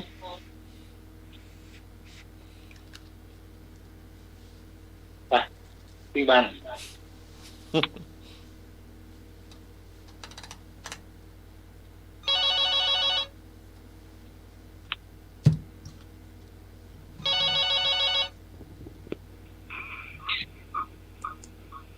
ครับนมัสการครับ ครับผมรู้ตั้งแต่สมัยพระครูปริยัติวิทยานุศาสตร์เลยพระมหาดร.สวัยเตปปุญโยครับผมรู้จักหลายคนครับครับคณะวัดไหวหินนะครับครับนักส่วนถึงอันน่าจัดสมัครเนี่ยครับนมัสการครับยังทีหลังสมัครมาตอนนั้นนี่น้องเรียนจบไปแล้วมาทีหลัง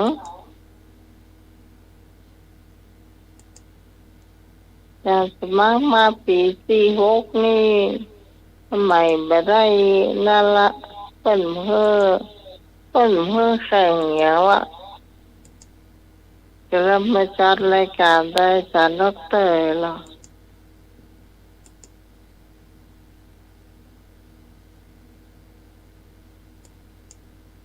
ได้โล่รางวัล3-4 ปีซ้อนเขาไม่แข่งวะกินข้าวน้อง3 ปีรวดก็เอาเมื่อกะข้อตั้งมาเลย3 ปียังกี่โมดหรอตั้งแต่ปี43 44 45 46ดอกกี่เรียบ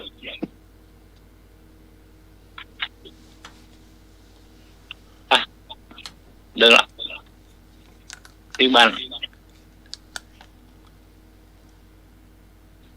อาจารย์โชคดีค่ะมาปีแรกอาจารย์ได้กินในอย่างก็หน่วยลานน่ะเจ้าเข้าไปตั้งพระกรรมเข้ามาปี43อาจารย์มาปี42ลานลูกน้ำมนต์เลยแม่มันขาวตาตั้มลานต้มเจ้าสำหรับค่ำคืนนี้เจ้าทีมงานธรรมะคลายเครียดของเราขอบคุณค คุณผู้ฟังทุกเสียงทุกสายที่ฟังรายการจนจบรายการนะเจ้าขอบคุณพระอาจารย์สมัครยาณศิโรนะเจ้าขอบคุณไอ้หนุ่ยขอบคุณพี่พรเจ้า ครับ สำหรับพระเจ้าพิสมัยสุเรศรต้องขอบคุณพระอาจารย์ท่านพระครูสมุวิศวะธุรกิจโจผู้ในการสถานีวันพรุ่งนี้เจ้า3 ทุ่มถึงเที่ยงคืนเราจะมาพบปะกันใหม่สำหรับวันนี้สวัสดีเจ้า ครับผม สวัสดีเจ้า